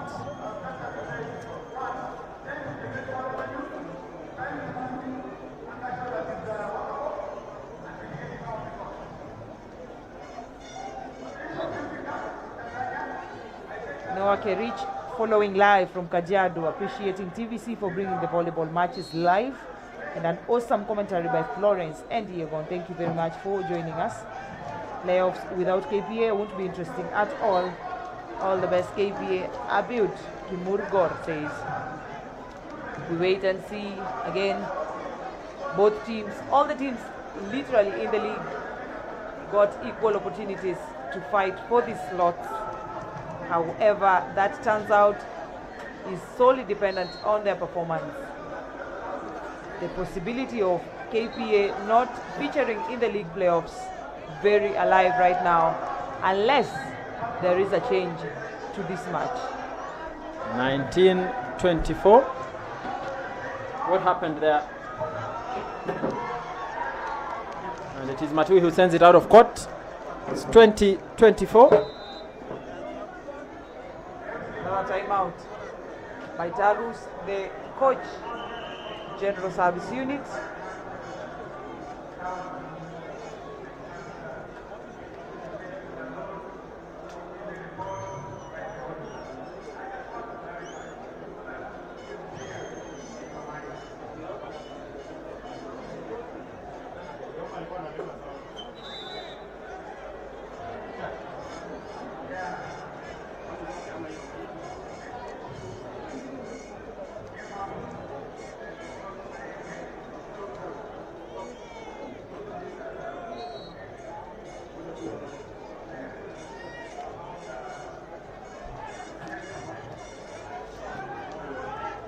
Is it over yet? Matui finishes it. And it's a wrap. It's a wrap. Service Unit take the third set of this match. 2 sets leading against 1 set for Kenya Ports Authority. Kenya Ports Authority started on a high.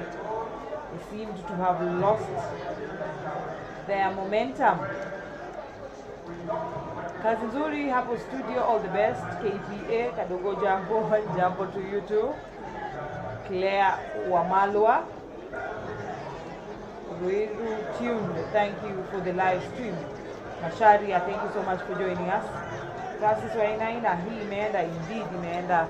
GSU cementing that point to make it 2 sets against 1 of the Kenya Ports Authority.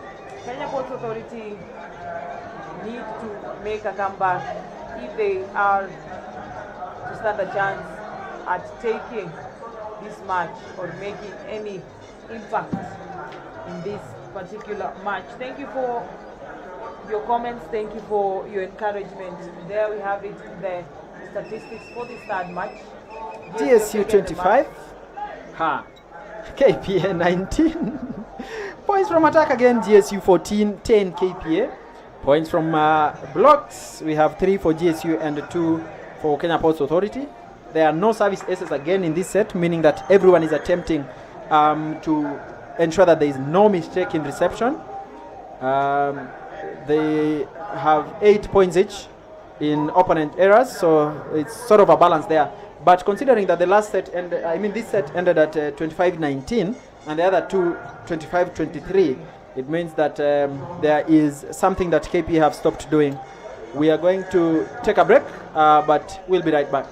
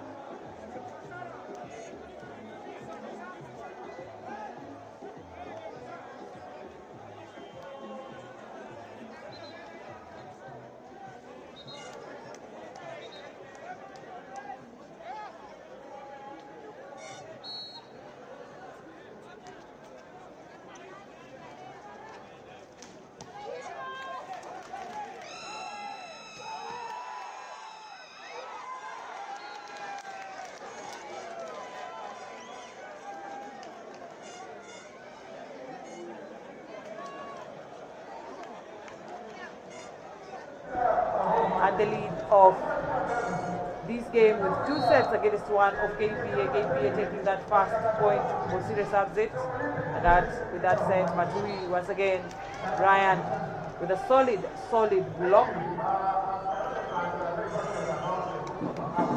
The fourth set, Kenya Ports Authority are off to a very good start. Whether they will maintain this to the very end and take this to a 5-setter is another thing that we wait to see.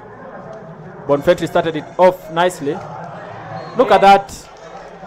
Matui there could not agree with the libero, and Doita took advantage of that overpass. Abana, if KPA don't make it to the playoffs, kindly name the teams that made it to the playoffs. General Service Unit at the top of that list, followed by Prisons Kenya. Then there is Jeffrey James, Kenya Defense Forces, and finally Equity. Yes. Will be through to the playoffs.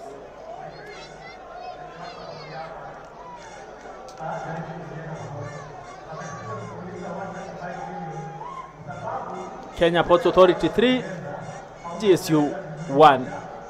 Misiko at the service court. Sam Juma picks it nicely. He's stopped really nice. Solid block by Matui there, stopping Doita. Gotten used to spinning that ball off of the hands of the gentleman there.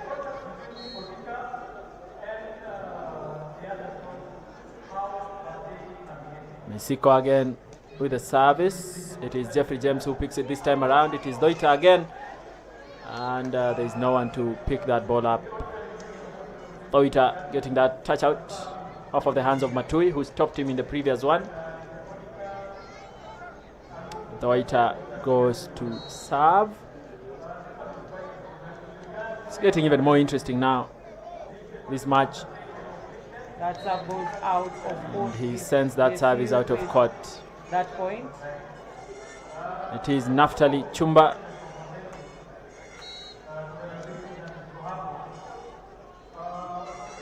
A very tall block line as well. Sam Juma receives it. An error in setting there by Elijah Bosire ensures that Brian Gamonde does not do the kill as expected, and it's 4 points each side.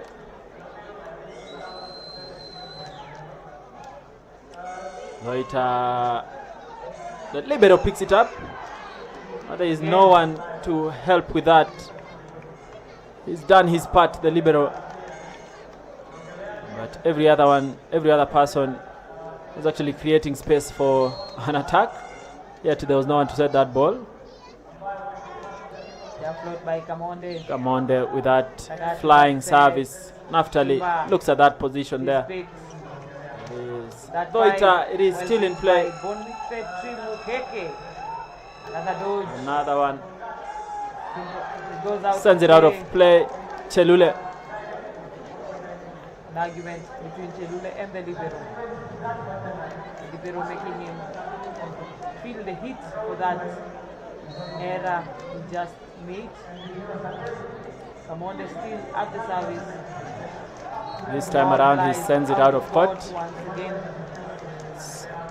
5-6. And Matui goes to serve. Coach Tarus there having a conversation with him before he serves that ball. Matui with the service. It's a jump float. Nicely picked by there is a net touch. Unfortunately, there was a net touch. Chelule. GSU at 5. KPA taking an early lead. Well, we can only hope that this goes to the 5th set if they continue this way. Any mistakes at this point would be really costly for them. Looking as, seeing as GSU already have an additional set ahead. Matui, that reception. Oh, that one was the replay. Timeout by GSU. They are trailing by 3 points, GSU.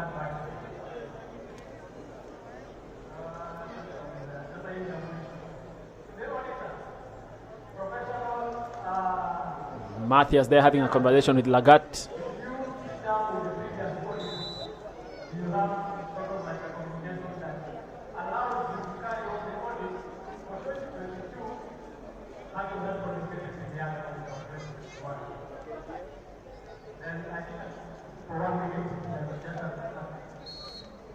General Service Unit training at 5. Is it Bonfentry? It is Bonfentry. And Elijah Bosire. Sam Juma picks it. Jeffrey James sets it. But Samoei goes off. looks at the way that ball was handled. And there hasn't been any controversy, I mean any complaints in as far as the officiating is concerned. We've not seen anyone complaining really to the referees there. The point. Misiko had handled that until he hadn't. I think there was just a lot of power by a lot of power that sent him Chris Owala literally to the ground. Yes, sort of like a recoil effect. Owala with that service, nicely picked up by the libero. It's good to see him picking those balls quite easily. He sends it out of court, but there was a good idea. Was that Doita or Bosire? It was Doita. He had made such a move, but unfortunately send that ball out of court again.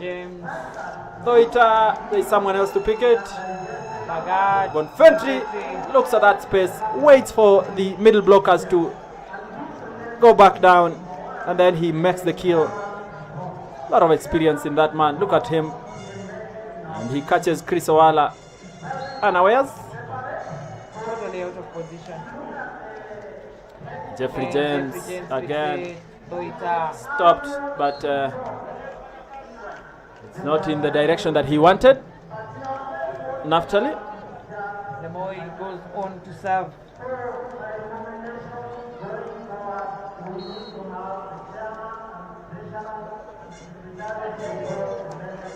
Bonfentry. Naftali, who stops, is stopped by Brian Gamonde. Very, very solid block by. Another 3 points between the two teams, and Matthias comes back to set.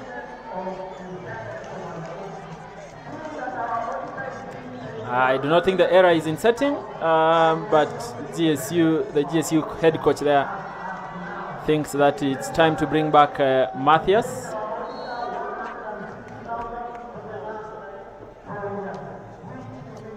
Well picked by Boniface. Matthias and Brian Gamonde, I think, with a net touch, or that ball actually drops to the floor.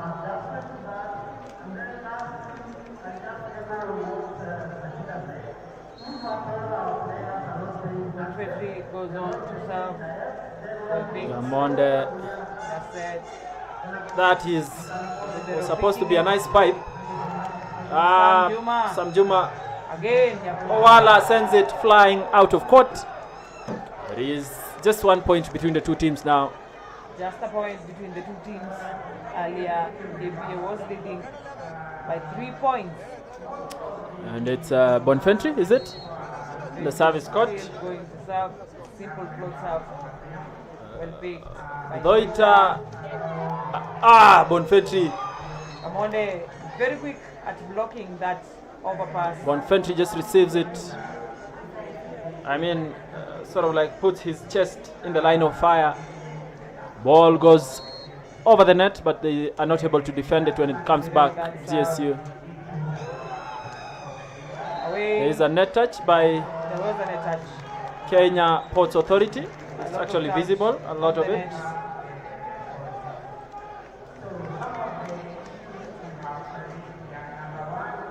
Again, Shadrach goes on to serve for General Service Unit.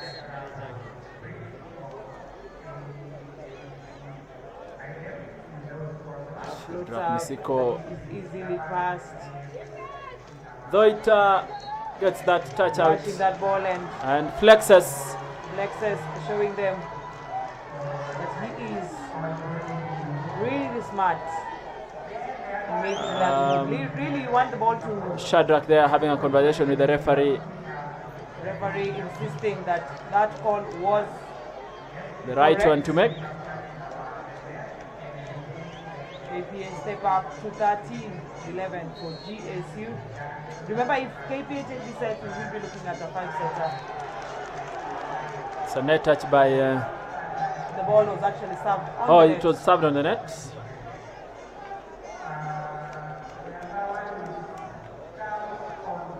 Chuba goes on to serve for GSU. Naftali Chumba Next be a jump creating serve. space. Will This be a jump float. Chris Owala Owala takes it. Owala goes on to attack. it goes out of court. There was Oh, a there touch seems to be a on the touch ball. by Matui there. He's very confident about it. But Doita is back at the referee. I wonder why. And yet that score is theirs.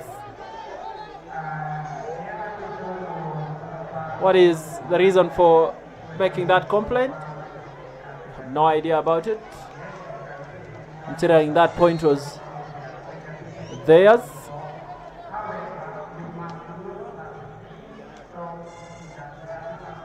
Nicely picked by and Misiko. I mean Chelule finishes that off quickly.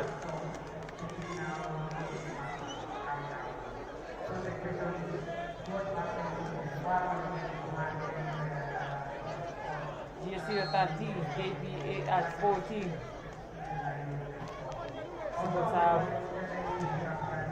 Sets it. Owala. Hey, the libero there, picking it really nicely. And Bonfentry, it is still in play. By the libero once again. Matui, still in play. Duma defending it. It is Again, still in play.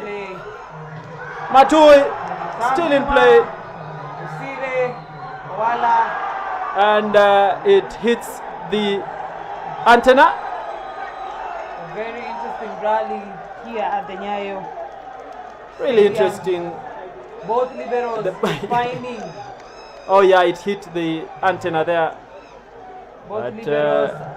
Chris Owala was so finding convinced why that it was he did want to get a touch of the hands.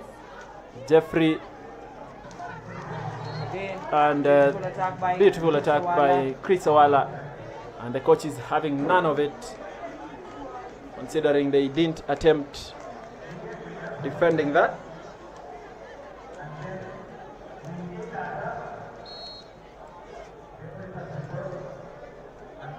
KP at 15. Jeffrey James goes to serve. The libero picks it up nicely. Matthias. Oh, there is an Once issue with again. setting. They might have to bring back Lagat there. Now they're at 16-14. Needing a bit of time to settle into the match. And considering the amount of pressure there, really. It is expected, it is understood. Jeffrey James goes for it. Matthias looks out. Ball is still in play. And they Jeffrey hit James out hits it of with a lot of power, sending it flying out of court. Matui goes to serve. Lilo will have a look at Matthias there and just set that ball towards where he'll be blocking. You want to take advantage Yes. take advantage of any positions. Unless now there's an error in reception. Otherwise, Boy, like I told you, that ball did not. Did it cross the net? Almost seems as though it didn't. The referee play thinks on. otherwise. again, Oh, it's a beautiful, it was beautiful pipe. And they're able to stop Bonfentry. well, that was Chris Owala blocking at the center, stopping that quick ball. 17-15. Really impressive saving when Lemoy was missing in action. Chris Owala goes on to serve, Doita stepping into the front court. Jump serve by Owala. Goes out of court. Again, out of court.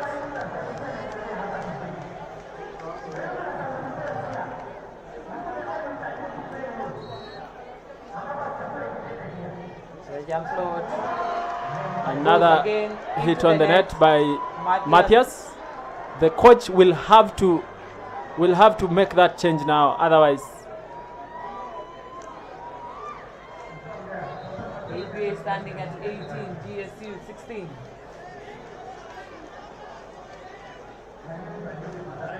Matthias really feeling the pressure of that. Yep, As well, he did think there was a substitution. There is no substitution. they are The coach going to make choosing that to change next. Trust. Matui delivers. For Matui. Lagat comes back on court. Consultation a bit between the two setters. Not really 17, a change. 18. Bonfentry with a service. They have seen the light. They have been to the mountaintops. Again, a hit Again, to they the do libero. not defend. Getting him. Do not Off defend guard. quite well. But the libero is caught. Very powerful attack by Toita there. Serving that ball. Error interception is going to be Matui. Matui hits it so hard, so fast. Onto the blocks of Jeffrey James and Brian Monde. GSU trailing at 18, KPA at 19. That 1 point there is pegged on the mistakes.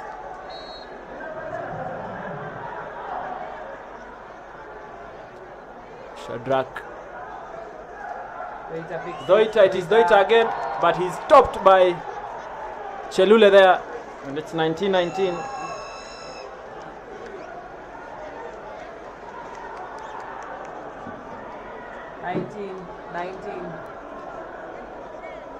Both teams at par in this fourth set of the match. GSU leading by 2 sets against 1 of KPA. Toita picks it. Bosire still Toita. Dodges the ball. Unfortunately, he does so and it goes straight to the antenna. Now KPA trailing once again at 19 against GSU's 20 points. Timeout by James Ontere, the coach KPA.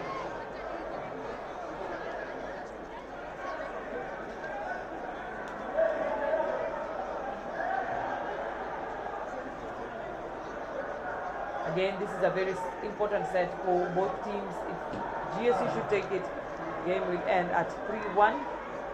KPA takes it, then we go to the 5th set and a possible win and entry into the playoffs. Should they lose this set, they consequently lose the match and are kicked out of the playoffs of the 2022-2023 season. Shadrach at the service for GSU, who is leading right now at 20 points. Well picked. Kamonde making that side out 20-20. Both teams at par. It really is for anyone's taking. The best team will be best placed to take this set. Kamonde with that set. Again, Matthias touching the net. Chelule complaining to the referee that there are applicable. There is possible instances where the players from KPA side are touching the net. 21 KPA, 20 GSU.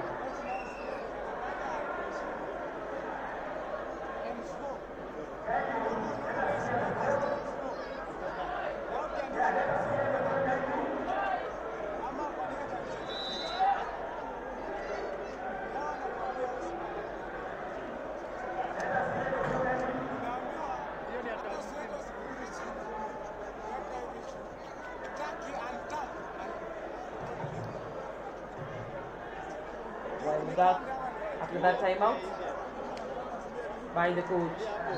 Kenya general service unit, Toita with that serve. Libero picks it, Matthias. And the block by Chris Owala, sending KPA to 22 against 20 of general service unit. A solid single block. The rebound falling squarely on the ground.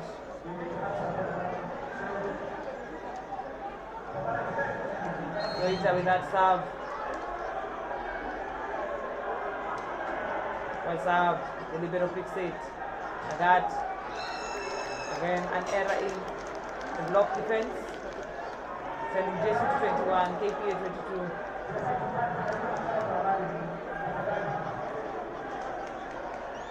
A serve by Kipchumba for the general service unit.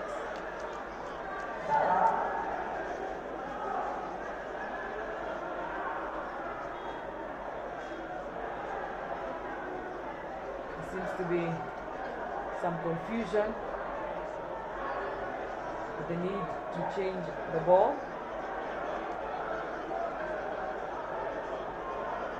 GSU requesting for that to be done. The referee granting that request. Sam Juma taking charge at the back court. Receiving line, Sida with that set. Owala hitting that ball out of court, making GSU equalize 22-22. Another serve for the general service unit. Naftali Chumba at the service area. Facilitated by Sam Juma. Again, Owala with that massive error in attack right when there was a critical point. The second referee indicating that there was a possible net touch. First referee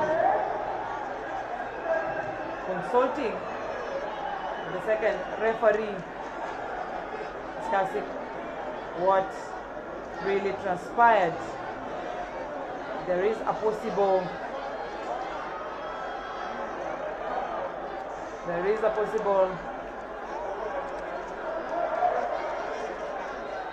unanimous decision by the referees that there was indeed a net touch. The point goes on to Kenya Ports Authority 23 against 22 of the general service unit. A lot of tension running high. GSU will come back like wounded lions. Nadat still complaining about that decision.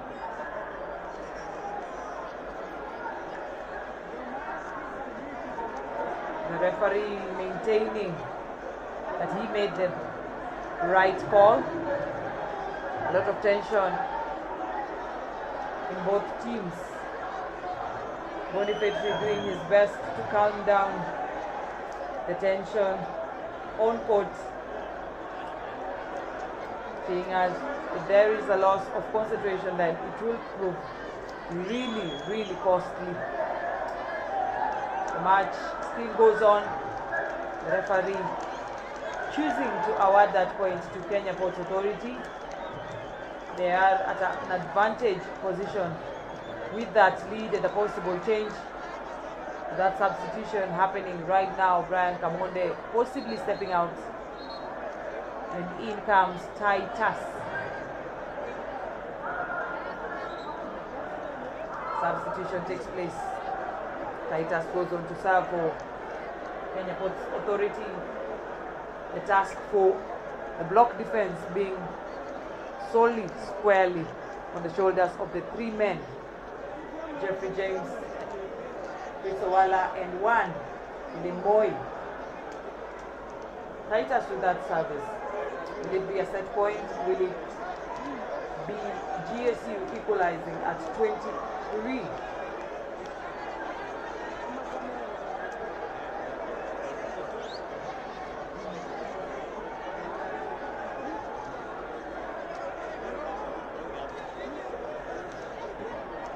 Well, about a lot of tension.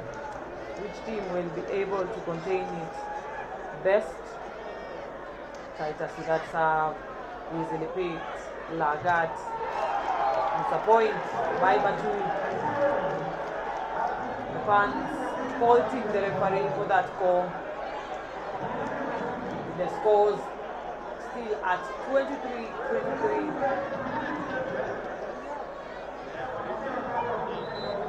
Another possible substitution with Cornelius Lagat stepping in for Juan Matui.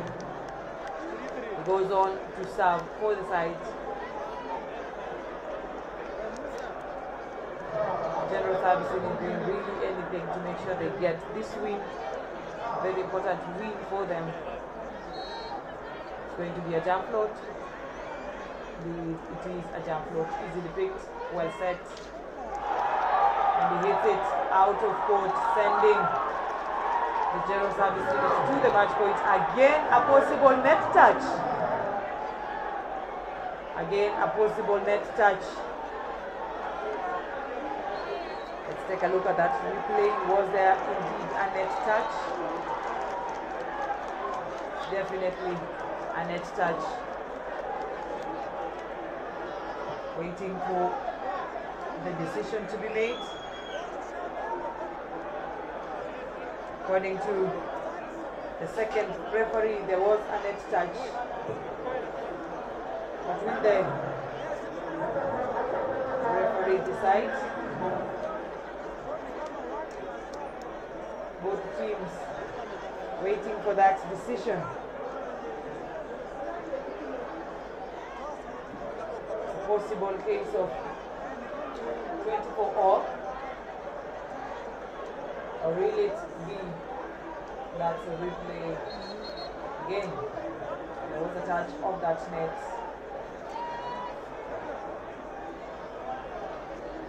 The referee to decide. Agitated. General Service to decide. Really agitated. Players angry at that decision. We'll wait and see.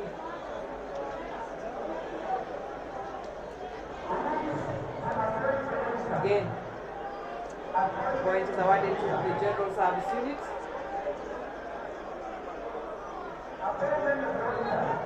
The first referee deciding the point.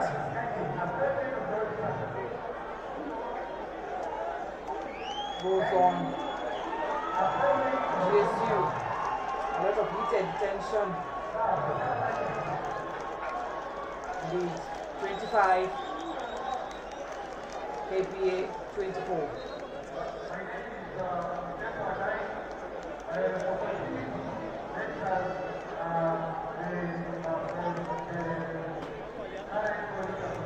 Well, GSU 25, Kpa 24.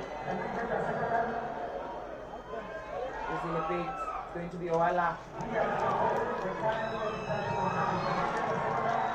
And the more he ensures that Kpa gets to 25-25, the finish line moving to 27. Matui back on court. Cornelius steps out.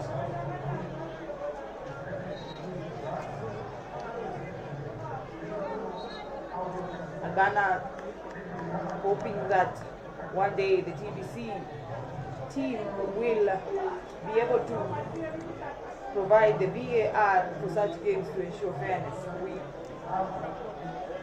pray for the same. Really hope that one day we get to that point for the sake of our fans. We cannot do this without you. Thank you for the encouragement. Thank you for your comments during this match. The climax really of this seventh leg of the men's league. Bonifetri hits that ball off the hands of the newbie who was brought in to make that defense. Another substitution, he steps out. In comes Elijah Bosire.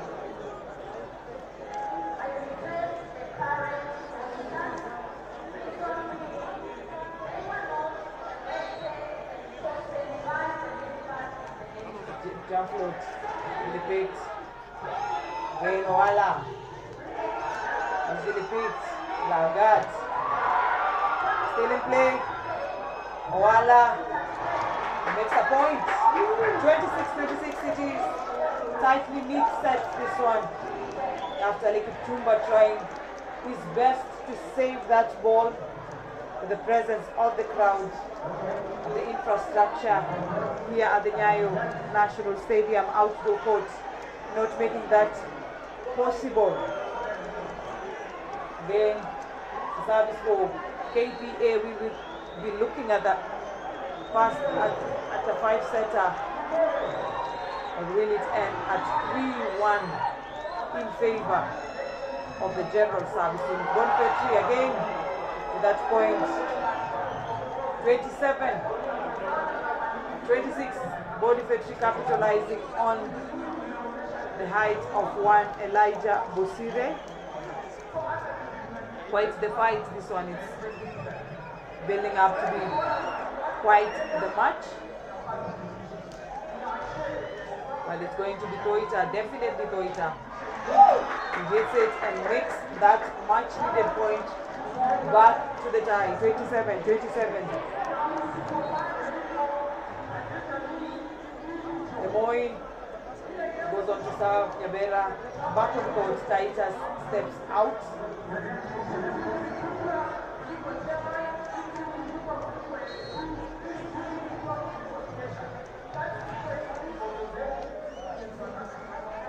Easily picked.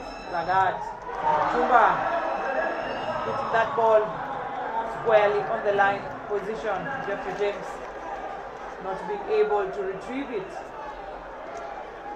28 GSU, 27 KPA. Bonifetri goes on to serve.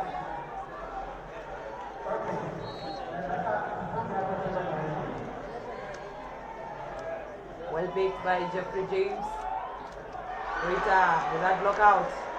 And flexing really, showing that he did manage to outwit the block line of the general service unit. 28-28.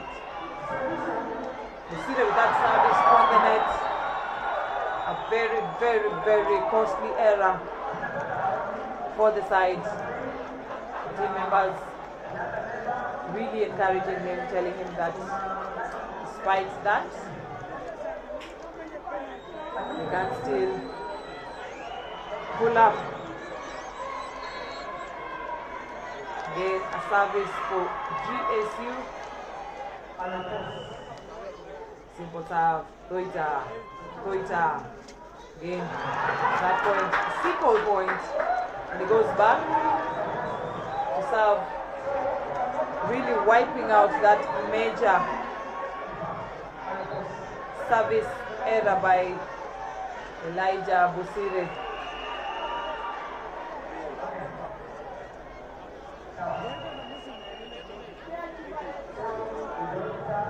There we have it. Rita and the service once again. A good serve, Bonifetri picks it. Chumba. Jeffrey James. Matui hits that ball on Jeff's hands, sending it flying out of court. KPA trailing at 29, GSU at the lead 30. GSU just need 1 point to take this. KPA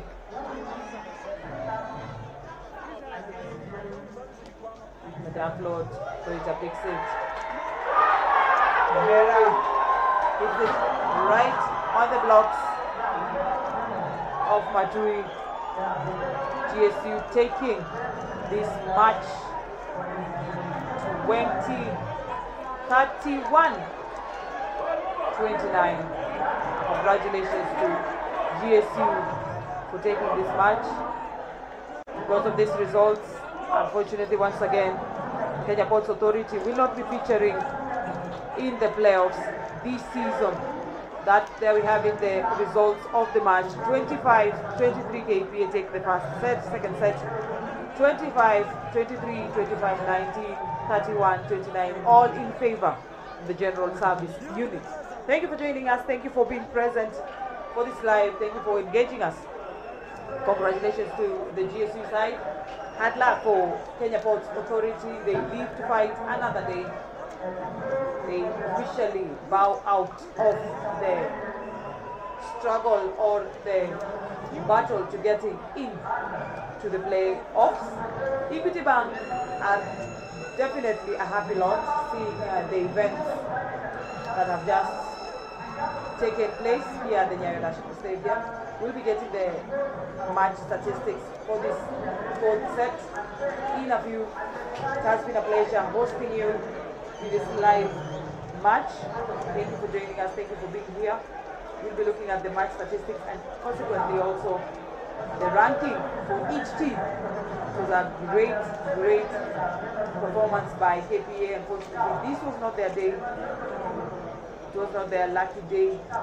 They did fight well. There we have it, the match statistics points. We're having 29 against 31. The longest match set for this match attacks we're having 13 for KPA, 11 for GSU, blocks 7 for KPA, 2 for GSU, service ace. None of the team had any opponent's errors. KPA making a lot of errors, giving GSU 18 points against half of that, 9 by Kenya Ports Authority. Congratulations. Thank you for showing up. We'll be bringing you next game between Equity. We'll be facing it off with Mombasa Prisons. Keep it tuned. Do not touch that dial. Thank you for being with us. My colleague Emmanuel Yegon will be coming on shortly with the sentiments from the coaches. Yegon.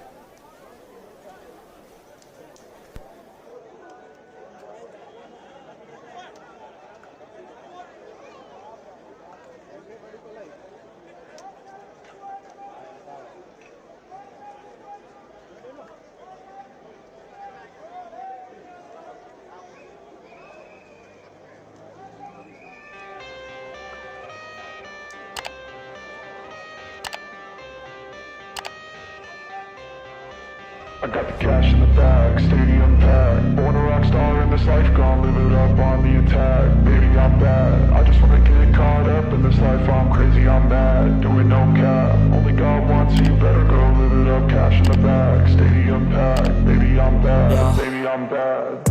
I just wanna stay bad, stay mad, chip on my shoulder cause they treat me like an outcast. I ain't gonna take that, stay back, I'll be swinging hard till the hits come in all caps. I ain't gonna lay back, pray that someone's gonna help me, ain't nobody like that. I ain't gonna wait, that's all fact, give me one shot and I'll never get the throne back. I'm sick of being cautious, I'ma go cause something, can't stop this. I'ma steal everybody's lane, call it shoplift. Sick of hearing everyone complain when they thoughtless.